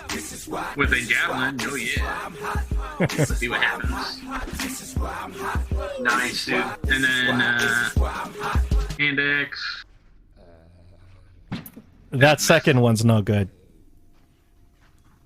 All right. And then I'll be vigilantly waiting for something else to happen because I know something's gonna happen. How do you know something's going to happen? The Yeah, Parvis too is easy. Parvis is just being dramatic. You know, like those anime like villains who like got their back turned. Yeah. His back is still turned? Oh, good. Nothing bad has ever come from anything. That's no, for sure. I mean, we did like almost 35 damage, so let's hope Daga could do.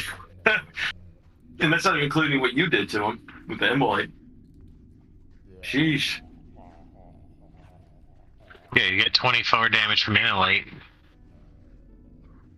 That's a hit. You release Sir Parvis's spirit from his body as it floats up, and his armor just crumples to the ground. Wait, hold on. Before he does that, I'm doing a reaction, and I'm going to cage his soul.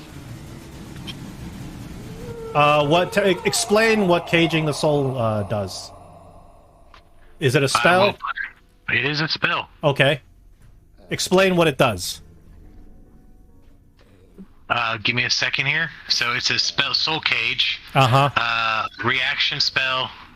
It allows me to capture his spirit, and I can use it 6 times. I can either steal life from him, query his soul, borrow experience, or use look through his eyes where he's been in life. Okay, I've never heard of that one, but I like it. Yeah. Soul Cage. Soul. Let me look it up. I like that spell. I like what you're describing. I've never heard of it, but what's it called? Soul Cage. We put it in the chat. It's a Xanathar spell. That's why I've never heard of it. All right, let me see if you're going to prevent a massive amount of damage for everybody. Let me read this. Tiny cage used for the material commerce.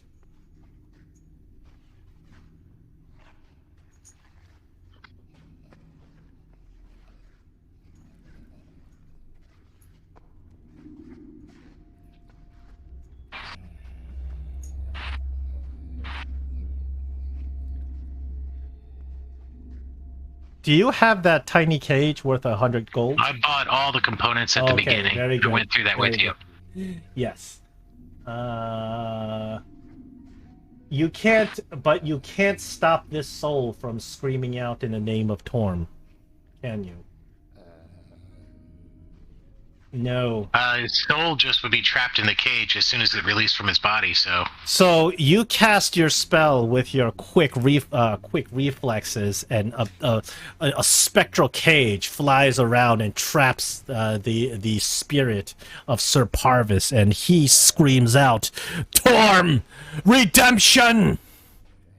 He does this as his cage is forever trapped in your little steel cage, but when he screams this out, you guys ran up and attacked so quickly, you didn't kind of look around at your surroundings. You didn't look around and see that the rocks all around you were really, really loose. He screams out, and the earth begins to tremble. As all of you look left and right at the walls, and you notice that massive landslide begins coming down. The rocks start pelting you everywhere. Larry, you are one lucky bastard, because you are just outside. Were you stopped? Were you stopped? Yeah, I was staying in the back there.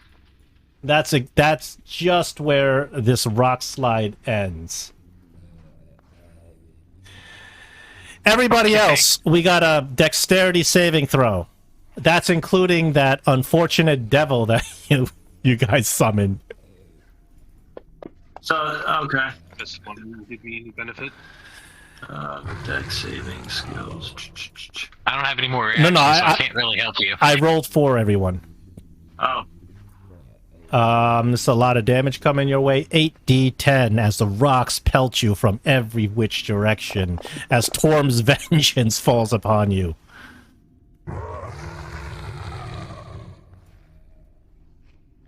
The Abishai demon reels in fury, and then he runs up to this cage soul, and he kind of looks at you, and he looks at the cage soul, knowing that he's unable to fulfill your command because the cage soul is trapped in the cage. You're breaking in and out, John. Oh. Give me a second. I'm going to close down Discord. It happens sometimes. And then restart Discord.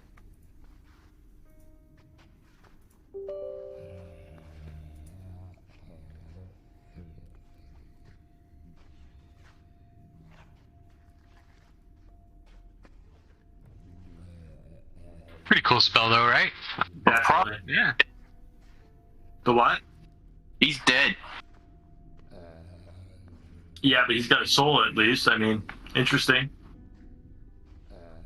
I don't know if that stops something else. Okay, But it can't be revived. So you guys, after the landslide subsides, you guys kind of pick yourselves up, brutally pelted by dozens of rocks. Only Larry's safe. And you've defeated Sir Parvis. Now you have him trapped in this cage. What would you like to do now? Well, first I think we lick our wounds and go back and talk to our lady. Well, what's down the fucking hallway? Is just more cavern? Yeah, but you can see that this cavern now is starting to narrow even further. At this point, you don't see too many ghoul footprints like you saw before. I'm going to send my spider to look the rest of the way down the thing. How close does the spider have to be with you? Miles. Okay. You send the spider down, and the spider, at some point kind of reports back to you that the cavern gets really, really narrow until it until it gets into like a little single file kind of area, and then the cavern dips down very, very sharply into, and it goes into like this cave. Is there anything in the cave? Like, did you ask it to go into the cave? Yeah, I'm asking to look for treasure or anything. Can I take a potion of healing while you guys are doing this? Or several? Whatever you need to do. Okay. Yeah, there's no action going on right now. say not for nothing. I gotta get going, guys. Yeah. Sure. No. This is the end anyway. The cave opens up to a chamber that is about 100. That is about 100 feet wide and about 150 feet long. The chamber, there is foul Icarus magic all over the chamber. However, inside the chamber itself, it's a round chamber. On the other side of the chamber, there is a passageway. The chamber itself has a big cleft in the middle. The spider reports a strange kind of sight inside the cleft, where the cleft is full of these tentacles, these magical black tentacles swirling. There are magical swirls and kind of little lightning strikes coming out of the tentacles. All right. And after we leave on a cliffhanger. This is actually the end of this particular adventure. That may be a harbinger of the next beginning of the next adventure. All right. Well, before we leave, release the demon. Thank him for his service, and the demon looks at you hatefully because he couldn't outwit you. It's a devil. It's not going to be happy with you. Tell him I'll see him again. He says, "You can be sure of it, master." And he is released. You have Sir Parvis, and you can Sir Parvis's soul is trapped in your cage, and he's kind of looking at you. He's looking at you angrily, not really saying anything. He doesn't seem to be able to act, and he's just floating back and forth. But you can use your soul cage spell abilities to force him to talk if you want to, or force him to do stuff. Or extract power from his soul as well. But 3 hours. But I guess next week. Yeah, do we gotta go? Yeah, I have to go as well. Okay, so next week begins the next adventure, and actually I will level everybody up to 13 for this one. Ooh. And this is how it ends.